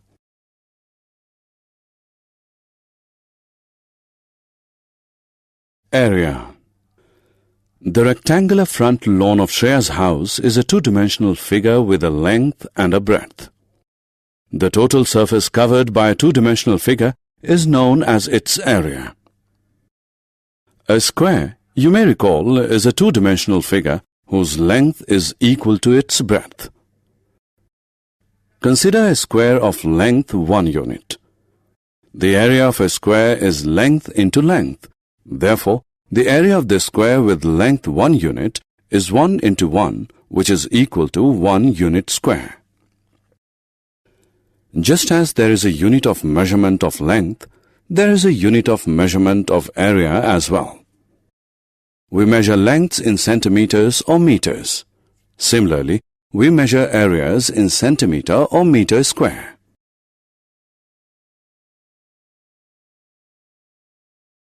Finding area by counting number of square blocks. Now, let's calculate the area of the given figure that contains 5 square blocks. The length of each square block is 1 unit. We know that the area of one square block of 1 unit length is 1 unit square.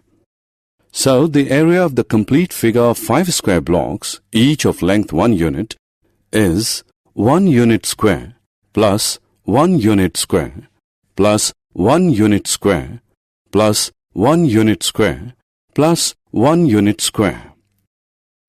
It can also be written as 1 plus 1 plus 1 plus 1 plus 1, which is equal to 5 into 1, which equals 5 unit square. Now let us calculate the area of a figure that is made up of square blocks, each of length 3 centimeters. The area of each square block of length 3 centimeter is 3 into 3, which is equal to 9 centimeters square. Now count the square blocks. They are 5 in number. So the area of the figure can be calculated as the number of square blocks multiplied by the area of one square block.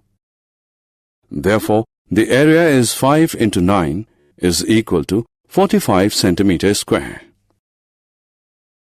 Finding area when length and breadth are given.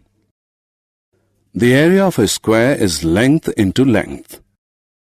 Square is a special rectangle whose length and breadth are equal. Now consider a rectangle which is not a square. The length of the rectangle is 6 centimeter and breadth is 7 centimeter. Let us find its area. Area of the rectangle is equal to length into breadth, which is equal to 6 into 7, which equals 42 centimeters square.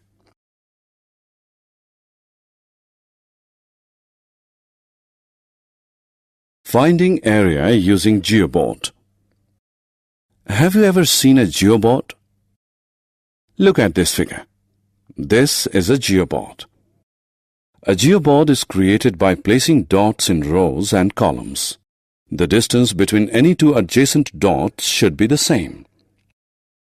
Let's learn to calculate the area of the given figure using a geoboard. First, draw 5 lines of lengths 5 cm, 4 cm, 2 cm, 1 cm and 1 cm on paper as shown in the figure. The distance between any two adjacent dots in the geoboard is 1 cm. Join the dots to create a closed figure. Now join all the dots inside the figure horizontally and vertically to form square blocks as shown in the figure. It is now time to count all the square blocks. The area of each square block is 1 centimeter square. The area of the complete figure is equal to the number of square blocks multiplied by the area of one square block, that is, 17 into 1 is equal to 17 centimeters square.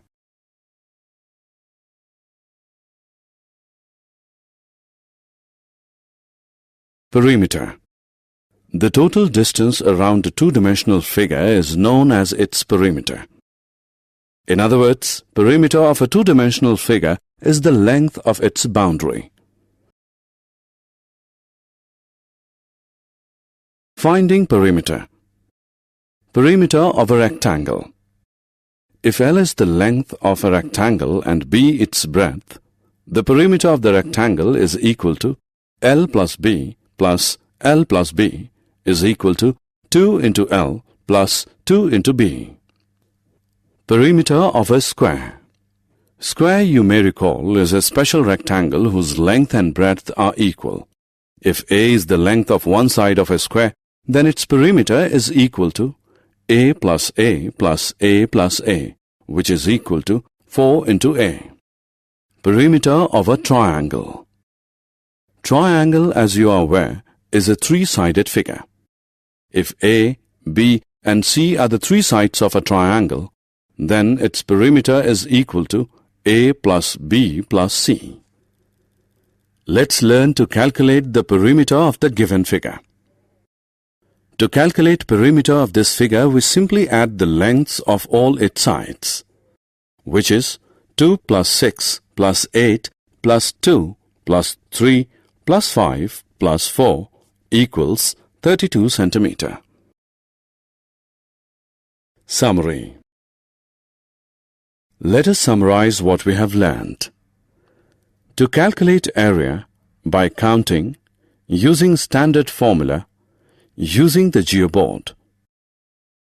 To calculate perimeter by counting, using formula.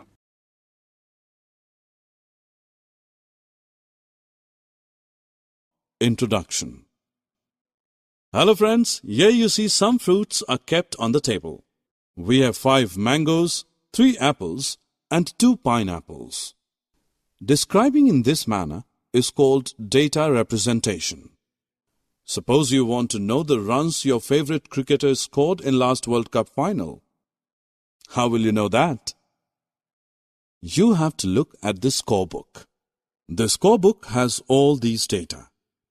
Data handling is all about keeping the information safe.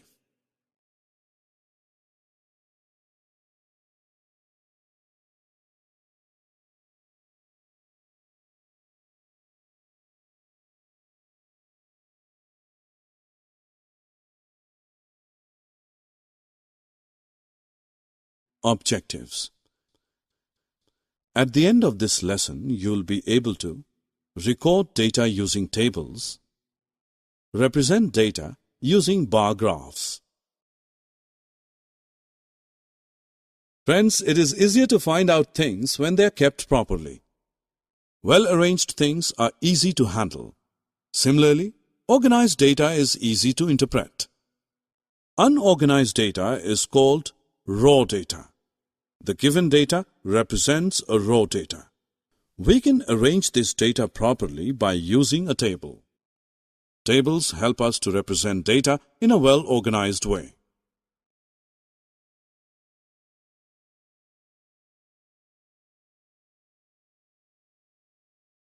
Now let's do an activity. Take 2 dice. Throw both the dice together and note how many times the sum of numbers on both dice is greater than 9. Also note number of times sum is less than 9.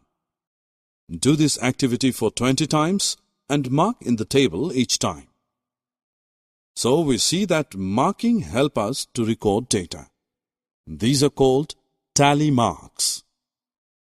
Instead of counting each mark one by one, skip the count by 5s and add remaining marks to the count. This makes counting quick.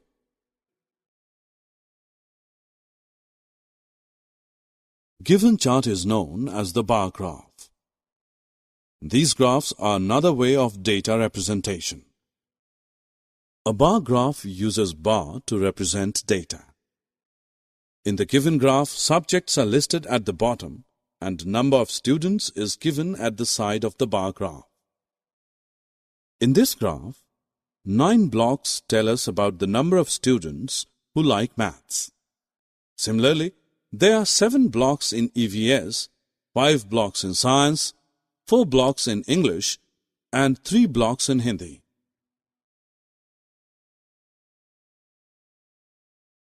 Summary. Let us summarize what we have learned. Unorganized data is called raw data. Organized data is easy to interpret. Data can be arranged using tables, tally marks, and bar graphs. Introduction. Rashmi bought 2 pizzas at a restaurant.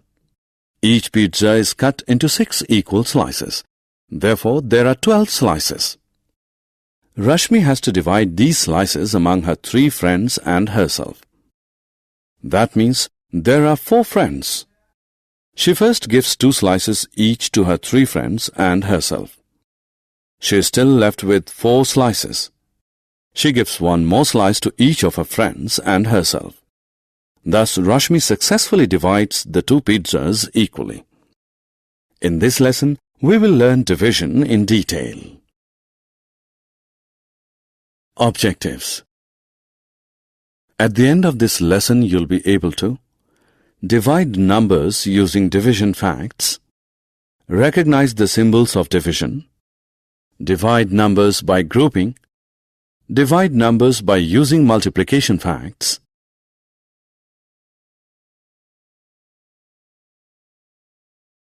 divide numbers by multiples of 10, divide numbers by 1 and 2-digit divisors, and estimate the result of a division operation. Division facts 1. Division is splitting a number into several equal groups. For example, when we divide 6 by 3, we split 6 into 3 equal groups of 2 each. Numbers cannot be divided by 0 because it is impossible to split a number into 0 groups. 0 divided by any number is 0 because when 0 is split into groups, the result is also 0. When a number is divided by 1, the result is the number itself. 1 divided by 1 is 1. 2 divided by 1 is 2. 3 divided by 1 is 3, and so on.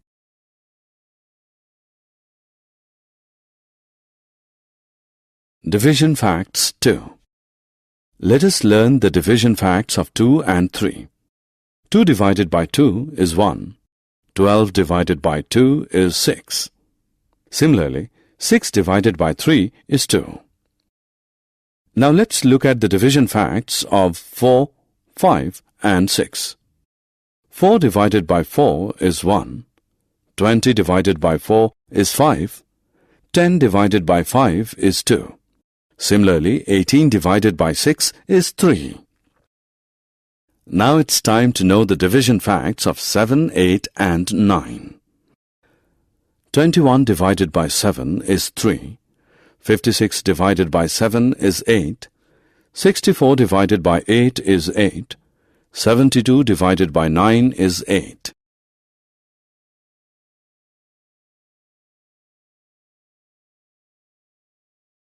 Division symbols. Look at these symbols. These are division symbols. We use these symbols to indicate a division operation. For example, 4 divided by 2 can be written as 4 divided by 2, or 4 by 2, or 4 upon 2.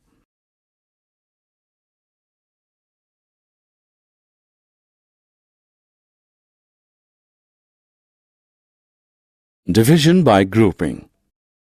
There are 15 books. 5 books can be packed in one bag. How many bags are required to pack 15 books? Make groups of 5 books each. 3 such groups are possible with 15 books. Hence, 3 bags will be required to pack 15 books. There are 20 apples. 4 apples can be packed in one basket. How many baskets will be required to pack 20 apples? Make groups of 4 apples each. 5 such groups are possible with 20 apples. Hence, 5 baskets will be required to pack 20 apples.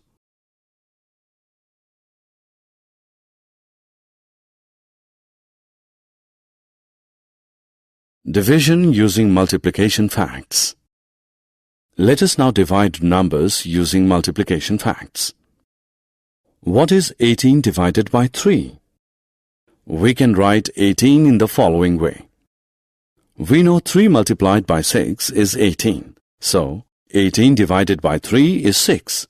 Similarly, 22 divided by 2 can be written as, we know 2 multiplied by 11 is 22. Therefore, 22 divided by 2 is 11.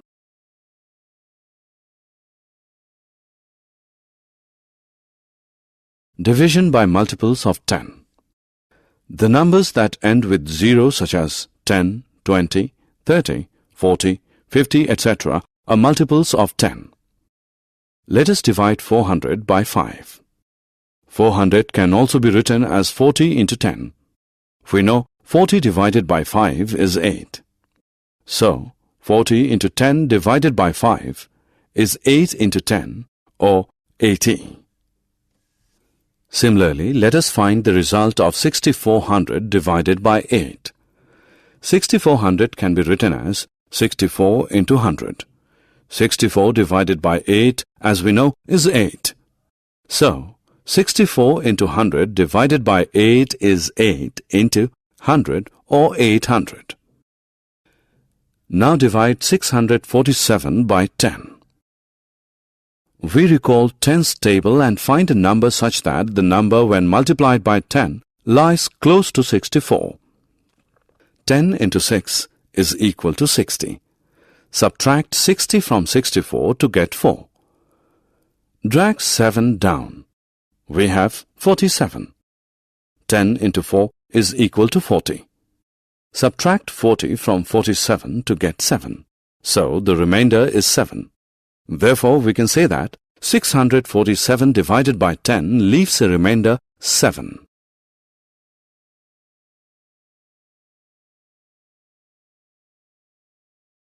Division by one-digit number. Let us now divide 128 by 8.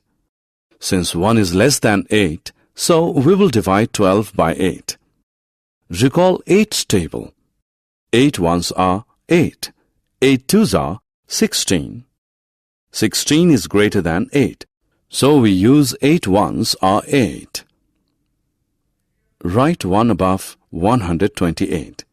Subtract 8 from 12. Write the answer as 4. Drag 8 down to form 48. Now divide 48 by 8. 8 6 are 48. Write 6 above 128 next to 1. Subtract 48 from 48. The answer is 0. So, 128 divided by 8 is 16. The division leaves no remainder.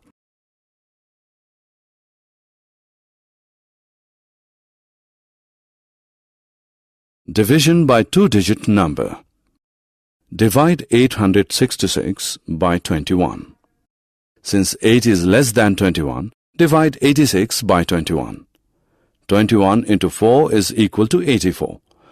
Write 4 above 866 and subtract 84 from 86 to get 2. Drag 6 down to form 26. Now divide 26 by 21. 21 into 1 is equal to 21. Place 1 above 866 next to 4 and subtract 21 from 26 to get 5. 5 is the remainder.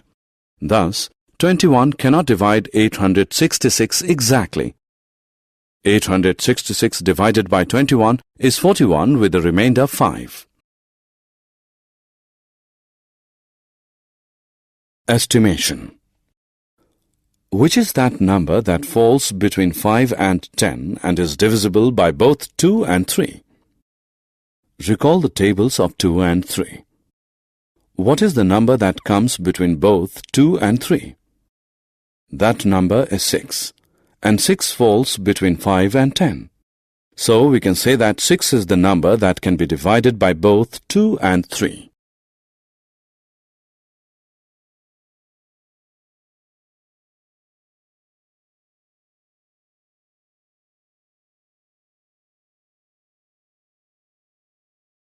Summary. Let us summarize what we have learned. A number divided by 1 is the number itself. 0 divided by a number is 0. Division by 0 is not possible. These are the symbols of division. Numbers can be divided using multiplication facts. Division is possible through grouping. It is possible to estimate the result of a division operation. Introduction. Happy birthday, dear Rick. Happy birthday to you. Happy birthday to you. Happy birthday to you. We were 4 friends at birthday party. Rick had cut the cake in 4 equal pieces, and each of us got 1 piece. Do you know, this reminds me of fractions. Want to know more? Join me to wade through the world of fractions. Objectives. At the end of this lesson, you would be able to understand fractions, make part of a whole to show fractions, understand and write equivalent fractions. You just saw we had 4 pieces of a cake. I ate 1 out of 4. If I eat 1 piece of cake, how can we count it? Yes, we will use fractions for such type of counting.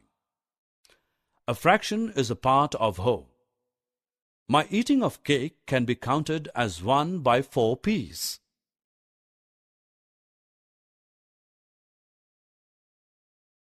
Wow, pizza!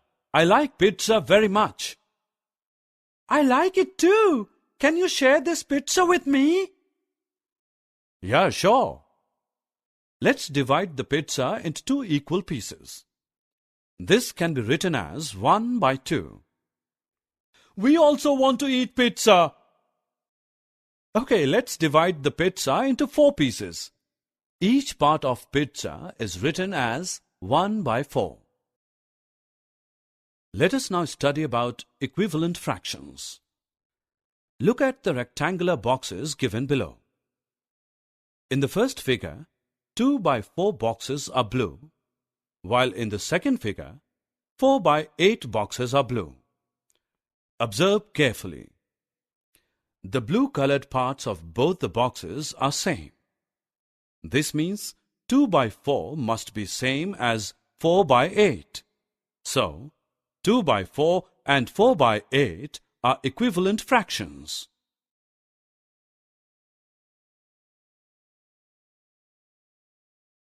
Summary.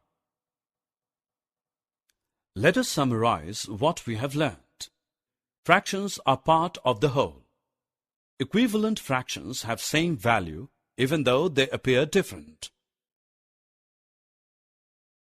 Introduction. Anuj and his mother are in a toy shop buying toys for Anuj's 1-year-old brother. Anuj finds himself surrounded by brightly colored toys of all sizes and shapes. Some toys are circular, while others are rectangular. Some toys are square-shaped, and some others are oval.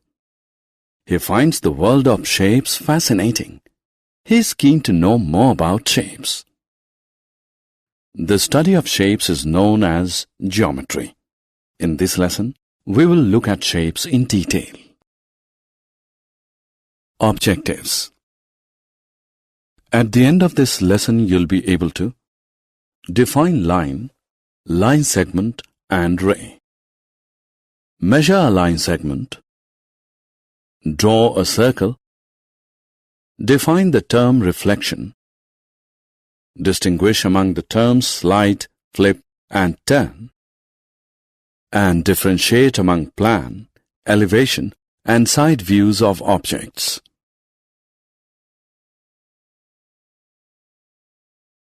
Line, line segment and ray. A line is a group of points on a straight path. Plot 2 points. Join them. The result is a straight line. A line has no endpoints. It can be extended infinitely from both sides.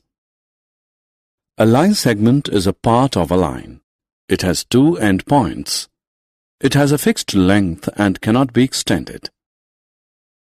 A ray is also a part of a line like a line segment.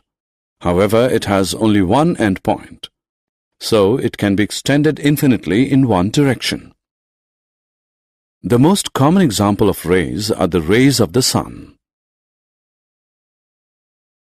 Measuring line segment. Let us measure a line segment with the help of a centimeter scale. Draw a line segment with its endpoints as P and Q. Place the zero end of the scale exactly below point P. See where point Q lies on the scale. Q lies on number 6. Between the numbers 0 and 6, there are 6 centimeters.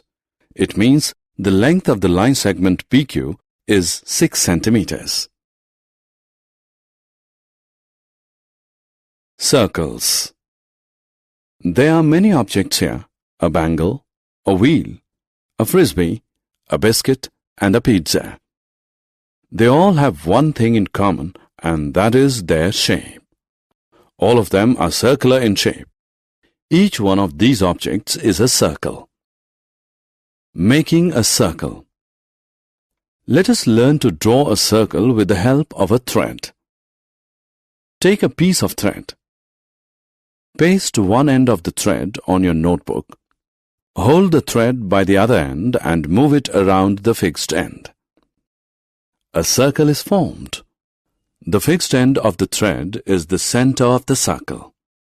The length of the thread from the center to the boundary of the circle is the radius of the circle. Tiling or tessellating shapes. Rajni is on her way to the pharmacy. She notices tiles of irregular shapes on the pavement. She observes that the tiles have been fitted together without any gaps between them. Moreover, the tiles do not overlap. The tiles form a tessellation. A tessellation is a two-dimensional figure created through the repeated use of a geometric shape in such a way that there are no gaps or overlaps. Nets making of cube and cuboids. A net of a 3D shape is an arrangement which, when folded along the common edges, forms the 3D object. Here are some nets. Reflection. When you position yourself in front of a mirror, what you see in the mirror is your reflection. You are the object and the reflection is the image. Here are some interesting facts about reflections.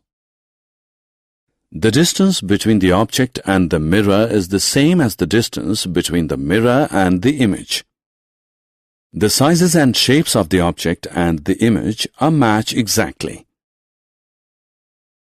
Slide, flip and turn. You must have come across the words slide, flip, and turn many a time in your life. Let us see what they mean in mathematics. Moving an object smoothly along a surface without disturbing its shape and size is sliding.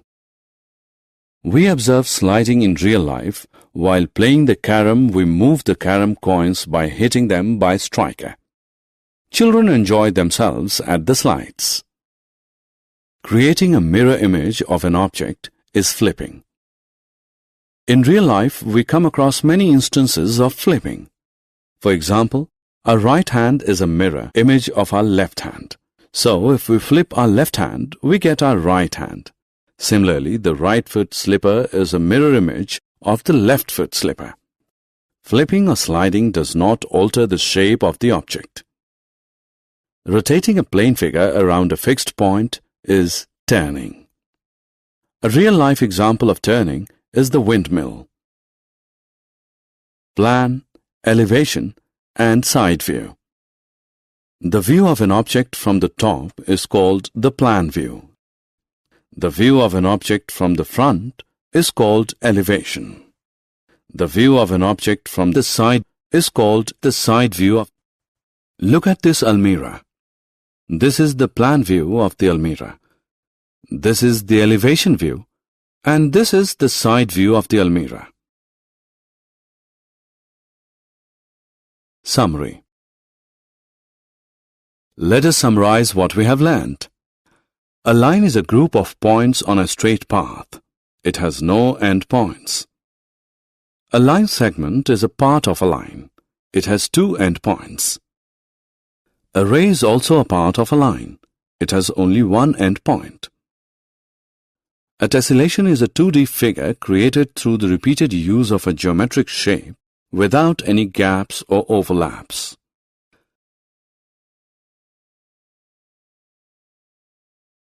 A net of a 3D shape is an arrangement which, when folded along the common edges, forms the 3D object. Moving an object smoothly along a surface without disturbing its shape and size is sliding. Creating a mirror image of an object is flipping. Rotating a plane figure around a fixed point is turning. The view of an object from the top is called the plan view. Front is called elevation. Sides is called the side view. कोई भी सपना साकार करने के लिए सबसे जरूरी है सही कोच का होना। चुनिए कोचिंग प्लस को और करें अपने स्कूल कोचिंग और वैकेंसी एग्जाम का सपना साकार। Download the app now.